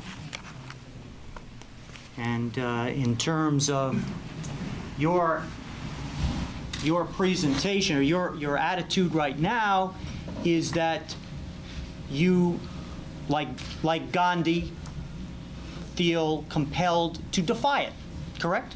Well, not like Gandhi. I don't think I'm comparing myself with Gandhi in stature, only with action. Okay. When a patient in front of me is suffering and I as a physician am there to help, I told you nothing, including what's called in law, will stop me if it's going to prevent me from doing my duty as a physician. Okay. That nothing would stop you. Not to do my duty as a physician. Okay. I think it didn't stop some doctors in the Middle Ages who got burned at the stake. Now, Doctor, you've told us that you've set up a series of procedures and strict criteria that you feel are necessary to follow in order to make sure that there aren't any problems with your method of operation. No. Not to make sure there are no problems. There will always be problems. To try to minimize abuse. And did you, sir, at any time after the assisted suicide law was passed, say on an interview with Barbara Walters on 2020, that you would always want someone to be there with the person who was availing themselves of the assisted suicide? I think the person himself would want that. I don't think anyone wants to die alone. And they want to die, and not only, they want to die in the company of at least their loved ones. And in fact, you indicated that that was something that you insisted on, that you wouldn't do alone, correct? Alone with a patient, you mean? Yes. Yes, I did. I said that. And yet, as I understand you, with regards to Thomas Hyde, you and Thomas Hyde were the only ones present at the time of his death. Is That's that right. correct? That's right.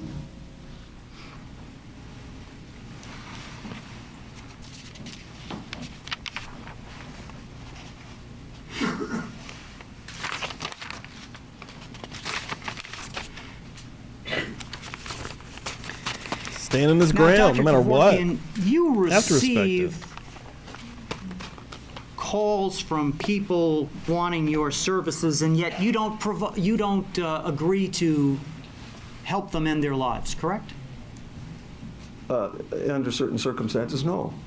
I don't. In other words, not everybody who sends you a letter like Thomas Hyde or calls you on the phone and says, Dr. Kevorkian, my life is meaningless, or I'm in terrible pain, I can't go on. Not everybody.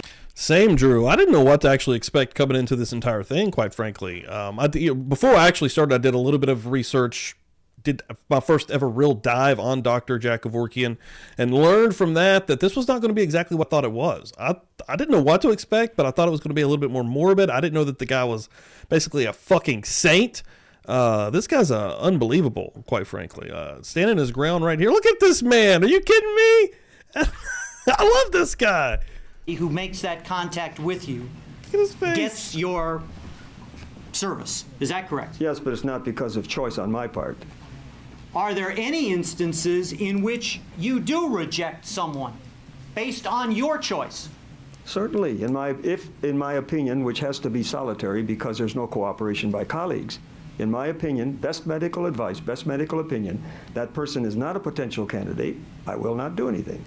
And in terms of that should be pointed out over and over and over again. The two videos that I've seen of Dr. Jack Kevorkian actually performing the deed, whatever you want to say, he is making sure repetitively over and over and over and over. He's trying to convince them to wait. He's like, you sure you don't want to wait an extra week? You sure? You sure? Making them do little tests. You basically have to be. And this is specific. The two cases I've seen was Lou Gehrig's disease, which is horribly debilitating and just wrecks your body. But you basically can't move. You can't speak. Like, you have to be completely gone. He's just not willy-nilly out here gassing people or putting people away. Whether or not someone is a potential candidate, who makes that ultimate decision? I just told you I do because colleagues don't cooperate. What about the patient? What if the patient tells you that they absolutely want to die and they want your assistance and you disagree with that? What If, happens in my then? opinion, medically, the person's wish is not justified, I will not do anything. It's about medically, you fucking asshole. He's not just somebody that just wants to off themselves, that wants to leave this planet. They just walked into his clinic or into where Dr. K is. He's not going to be like, yeah, come on in. You're done with the world? Come on in. Let's end it. That's not happening here. I will not help him or her. Right. I told you it's the patient's desire on the one side and the doctor's expertise in determining the justification on the other. And in terms of the justification that you follow, what are your criteria for someone's being justified in having it done, in your opinion? Depends on the condition, the disease, the family situation, the geographic location, the climate. There are many factors involved. Every case is unique. That's why it cannot be legislated. Okay. So if I understand you correctly, you're saying that every individual case has to be examined on its own merits? Isn't that true of medicine in general? Now, can you tell me, Dr. Kevorkian, how is it that you then check to make sure that there hasn't been an abuse if each case is evaluated independently? I don't understand the question. You talked about certain things that you need to evaluate in order to determine whether or not someone or whether or not you are justified in assisting them. Yes? And what I'm asking you is, since you are concerned about minimizing the abuse of this particular process, how is it that you go about minimizing abuse if each case is different from every other case? That's where the thinking comes in. That's where you've got to use your expertise in medicine. That's why you need doctors doing it. Answers your earlier question. And in your particular case, isn't it true that you're the only physician involved in making the determination? Yes, and that's why I make sure I err on the side of safety and make sure that I don't do it prematurely. And some patients have... You want to see something crazy that happened in real time here? So one of these pictures of him up here smiling that I liked, I took a picture, I took a snip, a screenshot real quick, and I just made a little Twitter post. And Twitter actually put a warning on it. It said, "We are putting a warning on this post because it might have sensitive content. Appeal this warning," which I can't appeal. I'm not sure if it's because I've put my Murder Church logo on there, which I use all the time, and I've never gotten one of these before, so I'm guessing not. Also, something that I do all the time is I use the hashtag Dr. Death when I promote these shows. I've never had an issue with this. Is because I'm showing Dr. Jack Kevorkian so prominently? Like, is that possible? Look at this. I've never seen this. This is crazy. There's a warning on this fucking picture that says, "Love this guy." Again, I promote this with the name Murder Church all the time. I put Dr. Death right here in every week, right? Like, this is not such a clear picture of Dr. K. Is something triggering just from a photo on here? That's insane. I've had gone down and suffered, and they kill themselves because I've refused, just to make sure I don't make a mistake. And in this particular case with Thomas Hyde, did you talk to Dr. Rentz, who was the neurologist who had been seeing and treating Thomas Hyde, to try to get some insight into the individual particularities of Thomas Hyde? No. Why not? Good question. I was afraid you weren't going to ask. Because these doctors are so antagonistic. Some of them would just say, "I don't want to deal with you," and slam the phone down. That's not pleasant from a colleague. But the worst part is, doctors I suspect now, I became so suspicious of them, that his doctor would have notified the authorities about the impending desire of Mr. Hyde, and it would have been then thwarted. For his sake, his protection, I would not call his doctor. From experience, I learned they do not cooperate. So you can't tell us that you knew anything specifically about Dr. Rentz? No. You were just generalizing about your past experience? When? When you made the decision not to pick up the phone and call Dr. Rentz. That's true. And wouldn't it be fair to say you were more concerned about perhaps the police or the prosecutor's office being alerted than you were about somebody hanging up the phone in your ear? Yes, I said that. I said that I was concerned for Mr. Hyde's sake. And in terms of what might happen, you were concerned, were you not, that in addition to this matter being thwarted, you were concerned that perhaps Thomas Hyde might be detained by the court for a psychiatric examination? Even worse, forced to go on and suffer unduly for several more weeks or months. And who would be forcing him to do that, sir? The same authorities who would have stopped it. Yeah, I think there might be a glitch. Okay, never mind. I'm starting to go down now, and I'm actually seeing it. I made this weird, it was through Facebook, and I just screen grabbed it and posted it, and it was about, I just made a joke because apparently you can buy Applebee's $200 subscription passes The pass covers up to $30 of food and non-alcoholic beverages per use. And I just kind of, which one of y'all, asked for this? It's got sensitive content warning, so that's silly. And then also the one from today also has a sensitive content warning, the post about Murder Church. So I think it's just a glitch that's happening. We're going to lose all of our accounts for some bullshit. The hell? What authorities are they? The ones alerted by Dr. Rentz. That's what happened. And what authorities? And Dr. Rentz himself, I think, would have interfered too if he could. And how would he have interfered? I don't know, maybe pronouncements in the press to denigrate what we're doing. Were you concerned about the prosecutor's office in Oakland County intervening? If it were done in Oakland County, yes. But I had already decided I wouldn't do it there.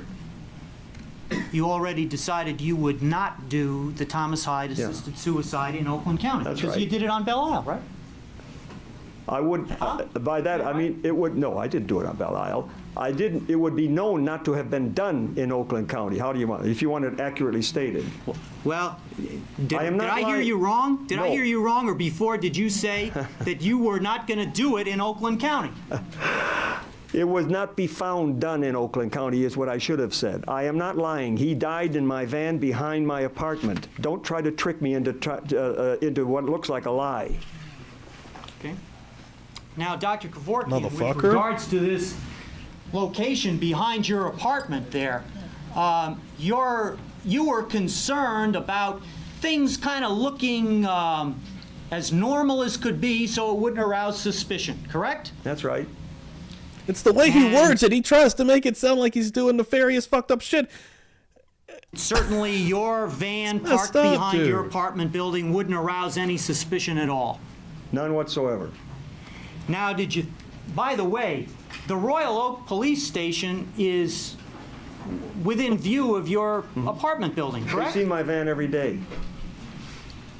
And certainly they would be one of the Oakland County authorities you'd be concerned about. Well, they weren't so bad. It's the officials directly under the prosecutor who were strong-arming me. And you knew, or did you not, that the prosecutor's office sometimes gives advice and direction to the police department involving Well, I think your case? I think they give advice and direction to a lot of things I don't know about.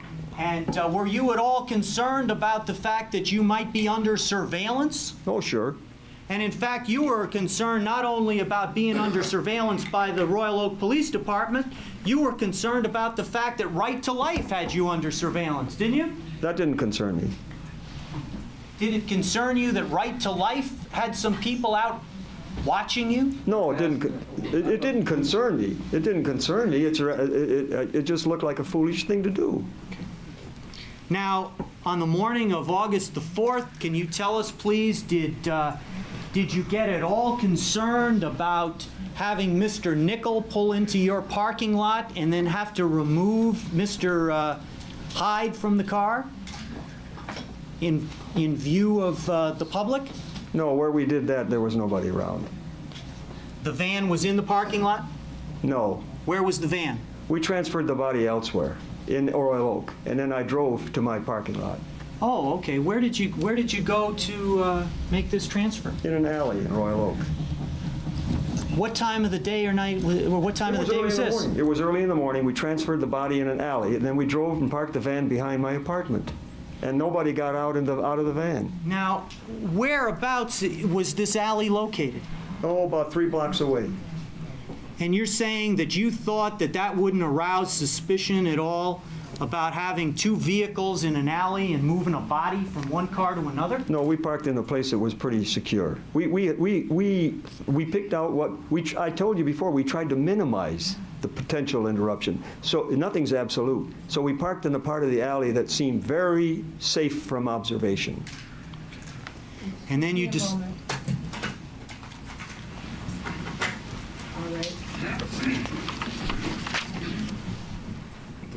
Oh, thanks. And then you decided to go back to your particular parking lot. Yes. And when you started this procedure, how long did it take for Thomas Hyde to die? It's hard to say, about 15 to 20 minutes. I wanted to be sure, so I always probably wait 5 or 6 minutes longer than I should. What did you do to check to make sure that he was in fact dead? Pulse, carotid pulse up in the neck. And what time was this then, that you were satisfied that he was dead? I never wear a watch. I have to guess at the time. And time is irrelevant to me. What was important to me was the thing we were doing. I don't wear a watch, so I have to estimate. I don't know. Somewhere around 7:15, 7:20. I don't know the time. And to me, it didn't matter.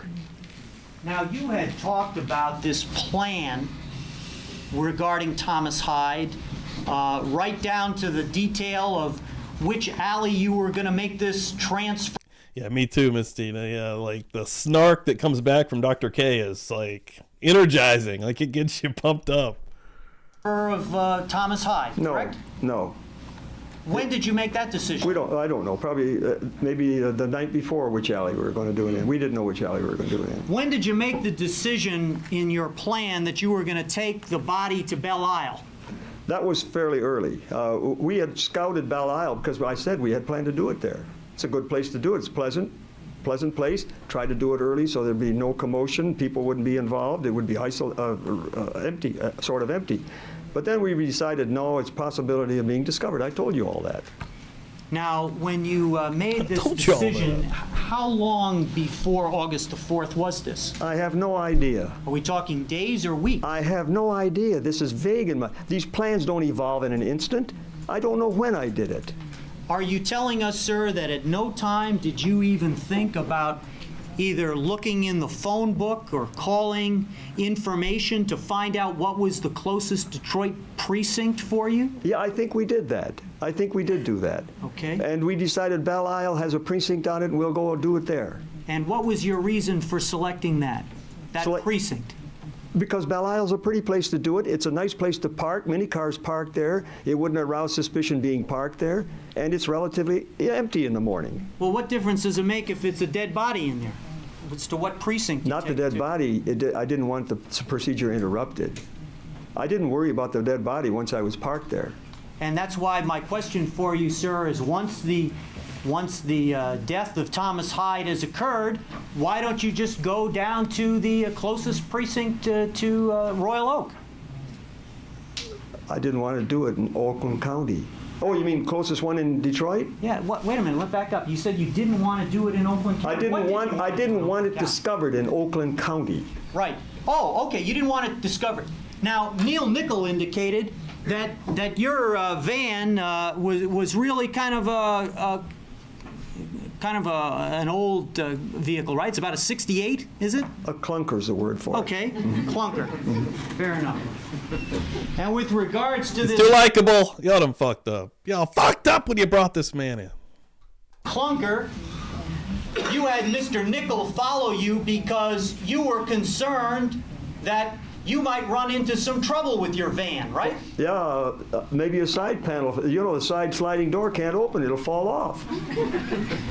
And certainly you wouldn't want that to happen with a body in the back, right? I think you can answer that one. Sir? That's an obvious answer. And the answer is yes, correct? Sir, can you answer the question? I think so. You just answered it. Sir, answer the question. What's the question? You were concerned, were you not, about running into difficulty with your vehicle on the way to Belle Isle? About possibility of mechanical failure, a flat tire or something, yes. And in fact, you had to travel through Oakland County in this clunker with the dead body, you're saying? That's right. And it was your worst concern to be stopped in Oakland County? No, I had worse concerns than that. It was certainly a serious concern. That's better, yes. And if you had gotten stopped, for example, at 10 Mile and Woodward in Royal Oak, then you would have been in real difficulty with the Oakland County authorities, correct? Well, no more than I usually am. Well, it certainly was enough of a difficulty to make you want to get the case into Detroit, correct? Well, it wasn't. I don't like to be bodily strong-armed. It was to prevent my physical pain that I decided to do that. Now, when you came to to Belle Isle and you made your report to the police, and then when you ended up giving your press conference the next day, you didn't say anything about the matter happening in Royal Oak, did you? Yeah, that's true. And was that intentional on your part? You bet. And can you tell us, please, sir, were you intending to create the impression to both the prosecutor as well as to the media that this particular assisted suicide of Thomas Hyde occurred on Belle Isle? Yes. And did you view that, sir, that effort of yours in that press conference as an attempt to be deceptive? No, I just learned how to do things from the prosecutor's office. And when you say that you learned to do things from the prosecutor's office, are you saying, let me ask you, sir, are you saying that you were trying to lead everybody to believe that Thomas Hyde died on Belle Isle? I wanted to give the impression that that people would draw the conclusion that he died on Belle Isle without being deceitful.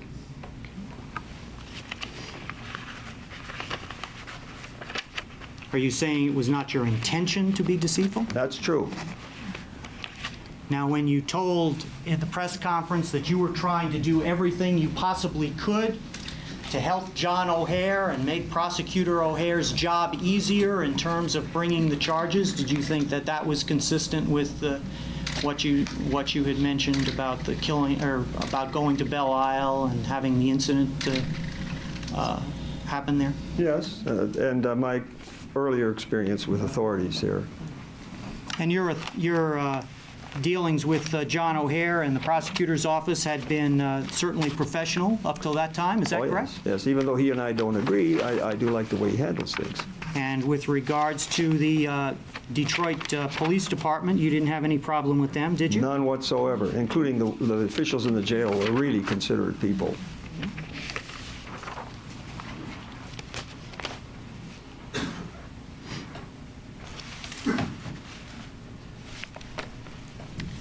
Your Honor, could we have about 10 minutes? Sure. Thanks. Let's take about, say about 10 minutes or so. Let's start back at about 2:45. All rise for the jury. Okay, please be seated. The lawyers would note that the jurors are present in the courtroom, please. Yes, Your Honor. Okay, thank you. All right, Mr. Kennedy, you may proceed. Yes.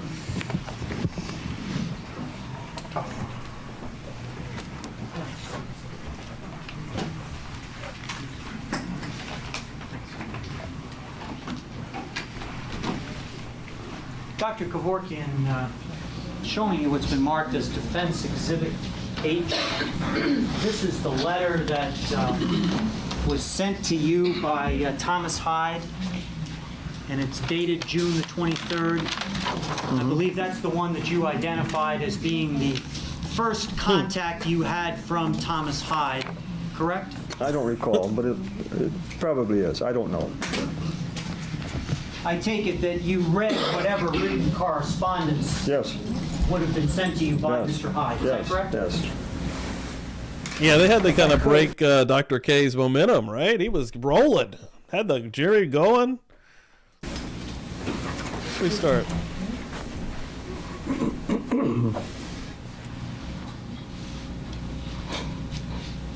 In this letter, he says, in part, in the last paragraph, I've made my peace and I just wish to die with what little dignity I have left and as little mess as possible. Correct? Yes.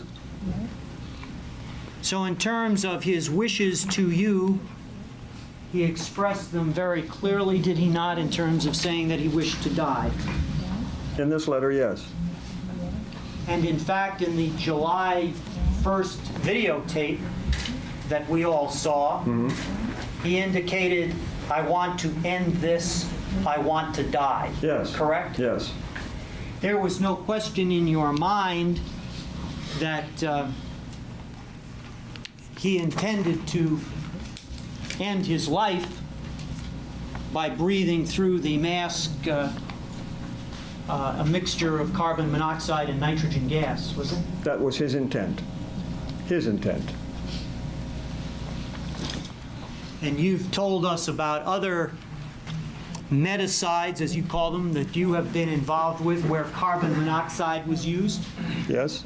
How many? I can't recall exactly, probably 18. And would it be fair to say that in all of those other instances, the administration or the, strike that, in those other instances in which you used carbon monoxide, would it be fair to say that you made one visit with the carbon monoxide and administered it on one occasion? Yes. And in each and every one of those instances, death resulted? Yes.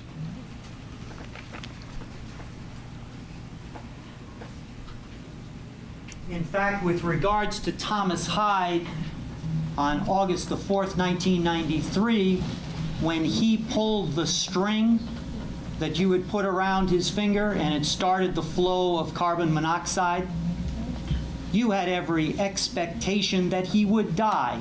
Is that correct? From carbon monoxide poisoning? No, not expectation. I had a fairly good idea that he would die, but the expectation's a wrong word. That implies something on my part. Well, did you have any expectation, sir, as to what the result of Thomas Hyde's pulling that string was going to be? Yes, that his suffering would end. That was my expectation.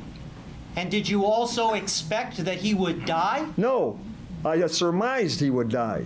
I expected him suffering to end. That was my intention. The expectation means my intention.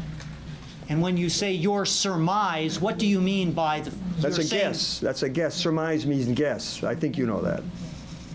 So it was just a guess on your part after about 18 other instances of people having carbon monoxide? We hate change, right? Like, especially the government. The government hates fucking change. And what needs an overhaul more than anything? The fucking healthcare system, too. If we could figure out something to make a little bit easier on people, alleviate some of the suffering that's happening in the medical field, good Lord. Monoxide that he would die in this case? You know, scientifically, there's always a chance that someone may not die breathing carbon monoxide. You guess in all likelihood he will die. You surmise. But my expectation was that his suffering would end. And you can't be sure that would happen. Were you startled, sir, after 20 minutes to find out that he was in fact dead? No. What conceivable scientific expectation would you, or basis would you have for expecting that he might survive? I didn't expect he might survive. My expectation was that his suffering would end. It's as simple as that. There was no other expectation and no other intent. Same, Bobby. With regards to the form that's marked as People's Exhibit number 9, that particular form sets out the fact, does it not, where Thomas Hyde indicates that he will end his life by breathing carbon monoxide. Thomas Hyde says that. Right. Now that was a form that was devised by you. Yes. And in terms of recognizing that Thomas Hyde intended and wanted to end his life, did you, sir, provide him with a sufficiently large enough tank of carbon monoxide gas so that his expectation could be realized? Thomas Hyde didn't want to die.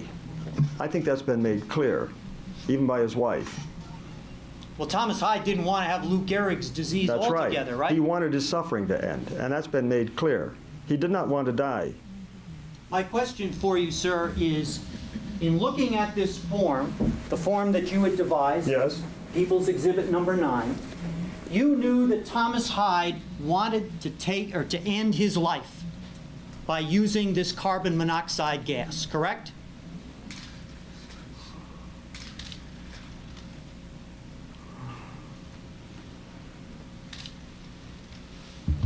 Yes, I will end my life, but you're forgetting the first part of this form, aren't you?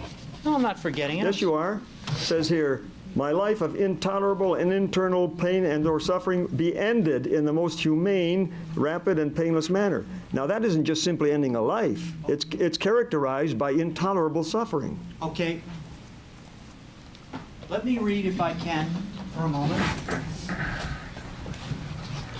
The very beginning, this is your words, right? These are your words that you had They're written? Thomas Hyde's words. No, this particular, the typewritten words on People's Exhibit number 9 were not typed out by Thomas Hyde. I typed the text, but when they're signed by a patient, they become the patient's words. But you were the one who typed up the text. That's right, but they're the patient's words. What the And fuck it is he says, doing? I, Thomas Hyde Jr., the undersigned, hereby request of my own free will and without any reservations or extrinsic persuasion or duress, that my life of intolerable and interminable pain and or suffering be ended in the most humane, rapid, and painless manner with the help of a competent medical profession. That's Right. the first sentence, That correct? is Thomas Hyde's intent. Now, it says, does it not, using your text, it is my understanding that I will end my life by breathing through a routine facial mask or plastic tent a lethal mixture of carbon monoxide in nitrogen gas. Now, those are the words from your own text, correct? That's right. And when you use the term lethal mixture, I take it that that means a deadly mixture. No. Lethal. You know what lethal means, don't you? You tell me what you meant when you used the term lethal. Lethal, by definition, means potential of causing death.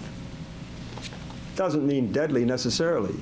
Now, when you knew from reading this form that Thomas Hyde wanted to end his life by breathing this mixture, and you were supplying the materials, did you make sure that you provided enough carbon monoxide gas to make sure that it was sufficient to cause his death? No. Sufficient to end his suffering.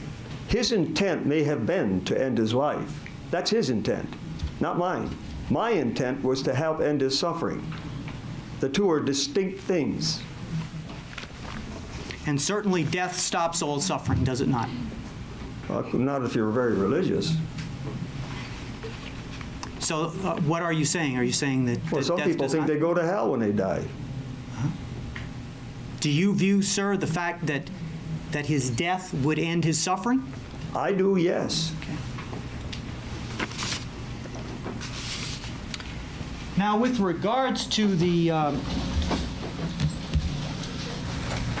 actual gas itself that was supplied, you got this from Mr. Nickel, is that correct? What's Yes. been marked on People's Exhibit number 7, I believe. Yes. And Dr. Kevorkian, can you tell us, please, this particular box has some black spray painting on one side. Do you know how that got like that, or was it received that way by you? No, I had it painted. And what about the tank itself? I had it painted. And was that to conceal the possible source of that particular tank? Yes, to protect the source from harassment, if possible. And the painting of it Shit, would then Brooklyn. cover up any kind of good? numbers or identifying letters or anything like Yes, that? because I know one source was pressured by authorities to stop selling it.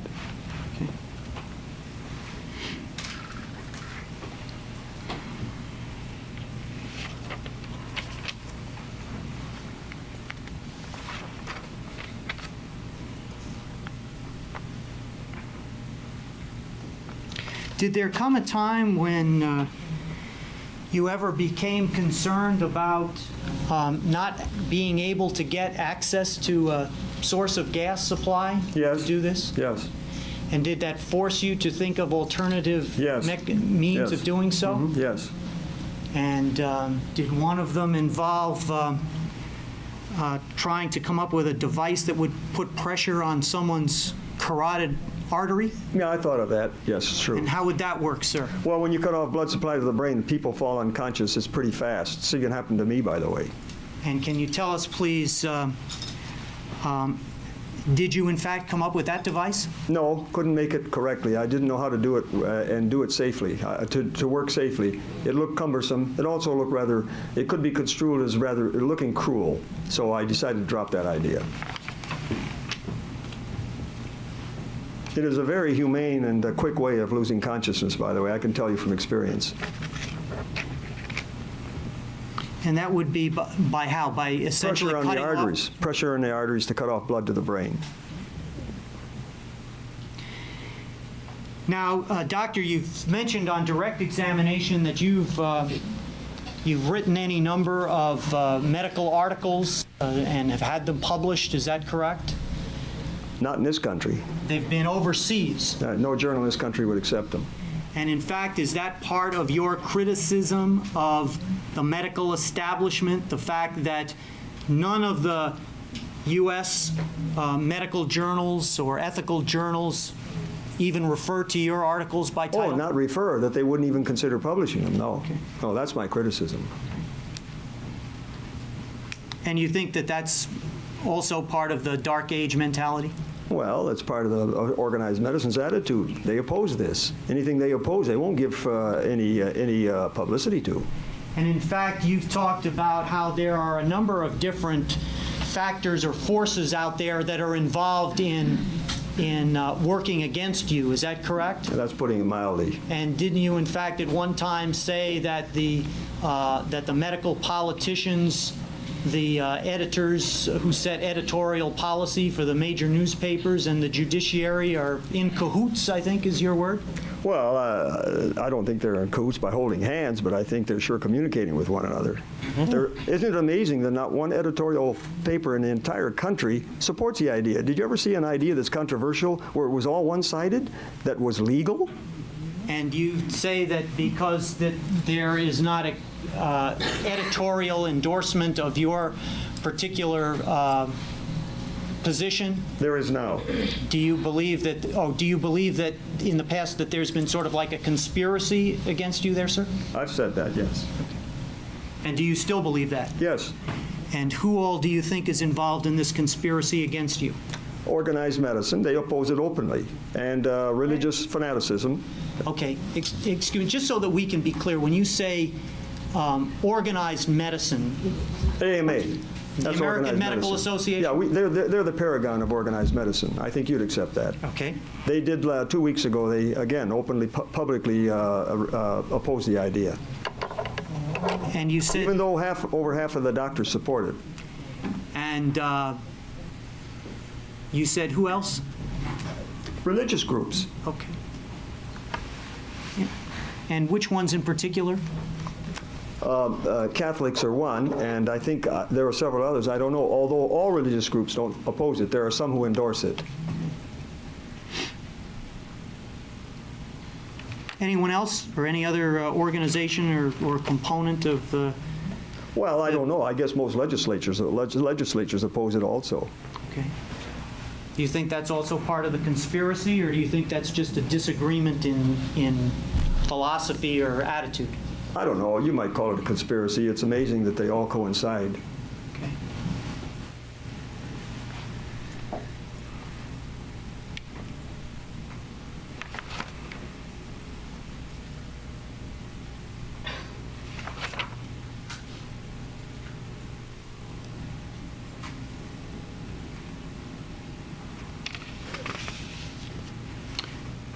Who selected the August 4th date for Thomas Hyde? I can't recall.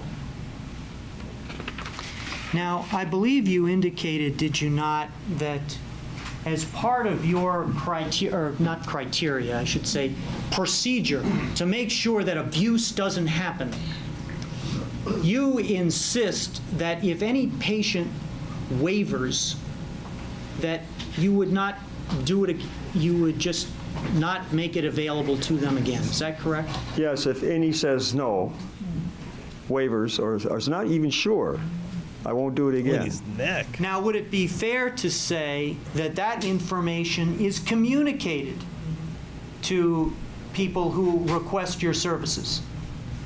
We tell them that at the discussions we have, first discussion.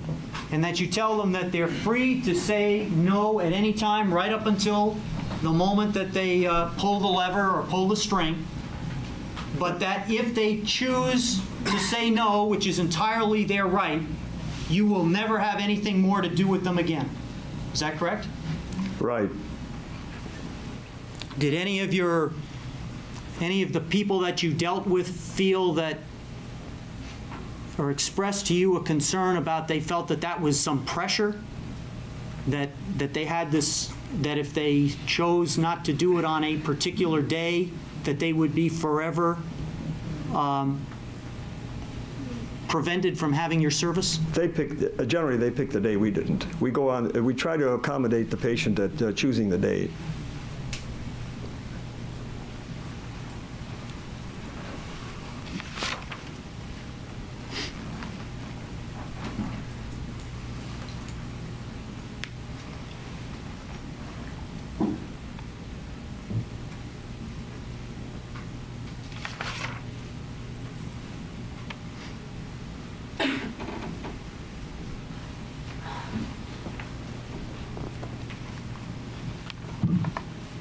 When Thomas Hyde made his request of you in the letter, and then you had the follow-up interview with him on July the 1st, and you ended up saying, or he asked you for your help,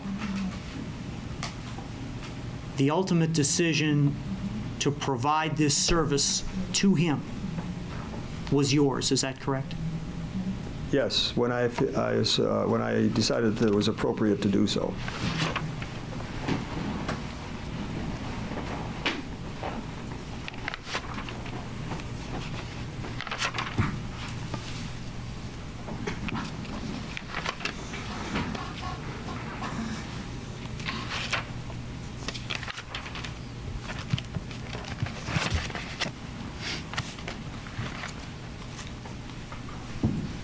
Could I have a moment, please, Judge?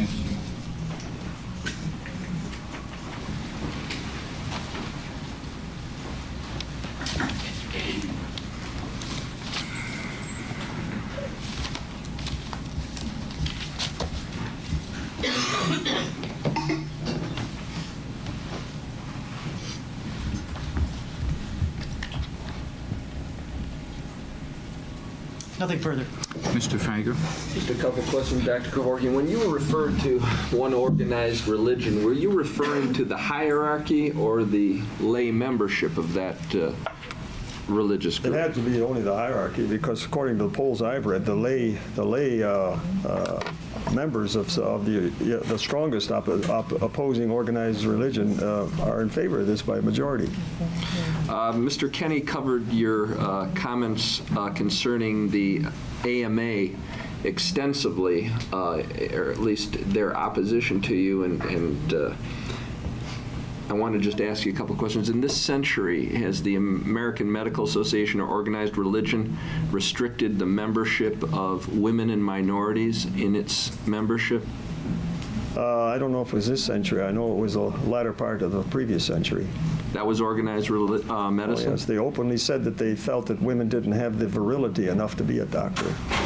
Did organized medicine support the jailing of people who disseminated birth control in the mail, that Margaret Sanger? Yes, they supported the Comstock Law. You know Comstock Law? No. Who made it a crime even to send the word birth control through the mails. Made it a felony. In this century? Yes. Did organized medicine oppose Medicare and Medicaid as a communist socialist plot? In the middle 30s, they violently opposed Blue Cross Blue Shield. How about Medicare and Medicaid in the 60s? More violently, Medicare. Everyone knows that. Did organized medicine oppose salaried positions? Absolutely. Called it unethical for a physician to be on salary. Is it presently, are salaried positions You couldn't survive without it. Did organized medicine oppose group practice of physicians? Absolutely. Said it was unethical for a doctor to belong to a group of doctors. And that was when? It was this year, this century. Has organized medicine opposed a woman's right to control her reproductive function? They were until the mid-30s.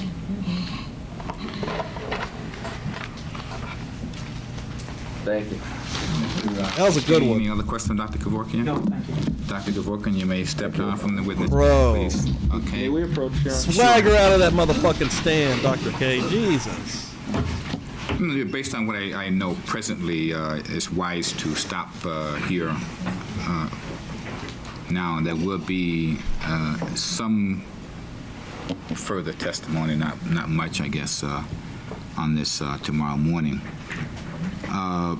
There are some legal matters I need to take up with the attorneys also to make sure we got everything clear on that. So it's best just to let you go for now and have you back tomorrow morning at 9 o'clock. Keep in mind, as I reminded you in the admonition that I gave over the last few days, not to discuss the case with anyone among yourselves, and to avoid any and all contact with persons who are involved with the case. Also, to refrain from reading any media publicity matters about the case. And we'll see you tomorrow morning at 9 o'clock. All rise for the jury. All right. Yeah. We still have some more left, folks. Don't worry. As you can see right here, we still got at least a couple of weeks left. Bob wants to come back for sure for closing arguments. May be back before that even. You never know. What a great day. I am going to close up shop a little bit early today. Awesome morning, though. Everybody that came through here, y'all are absolutely amazing. Go back and watch the beginning if you came through late. Bob and Scout was on here, and it was pretty interesting. We had a fun little morning before getting in here deep. But yeah, craziness. Dr. K is a saint, if you ask me. Unbelievable man that was trying to do some good out here. And the prosecutor is honestly disgusting. A lot of the questions there were just downright shitty. But yeah, the next time you will see me will be for sure Tuesday night at 9 doing something. I'm not exactly sure what. I want to, honestly, I know that Chris Stewart is on vacation right now in Hawaii. Once he gets back, I want to get with him and do us together watching the Hulk Hogan and his son Nick. Missy Mayhem actually posted it, originally saw it, but Nick Hogan got pulled over and he's got a DUI, got arrested, and it's some interesting footage because Hulk Hogan's actually showing up to the arrest site or to the actual DUI site. And yeah, I want to watch that with Chris Stewart. So keep your eyes out for that. Again, as Jay said, next Sunday, I should be able to get this released. Episode 1 is done. I'm doing an Idaho 4 series. Yeah, I've already started episode 2. So yeah, I wanted to kind of get the ball rolling enough to where I was into the next episode before it was Dan's idea, actually, because I was going to drop it today. But he said, man, you should probably try to get a little bit further into episode 2. That way you're a little bit closer to maybe, hopefully I can keep that moving to where they can keep, because it's a lot. I'm putting a lot of work into them. This first one took about, I don't even know. It took a while. It takes about 2 weeks to get all the research and and everything from front to editing, because I'm trying to make it as professional as possible, as you guys know that I like to do, or at least try to do. But keep your eyes out for that next Sunday. But in between that, Thursday, of course, at 9, and then, of course, Friday, we'll probably be doing another episode of Twin Peaks, but I'm not 100% sure on that either.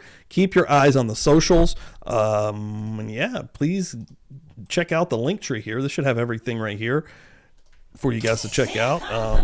Get on the Patreon. Trying to go to the Patreon right now. There's an exclusive Discord that comes with that Patreon. Also, make sure you're using the official affiliate link through Amazon. If you use that link, it helps us out here tremendously. Get a little bit of a kickback on anything that you purchase. Just your normal purchases on Amazon. Help us out if you use this link right there. Please do that. Appreciate it. And one night here coming through here, Hospice Jess, $4.99, baby. Let's go. Thanks, Steve. No, thank you.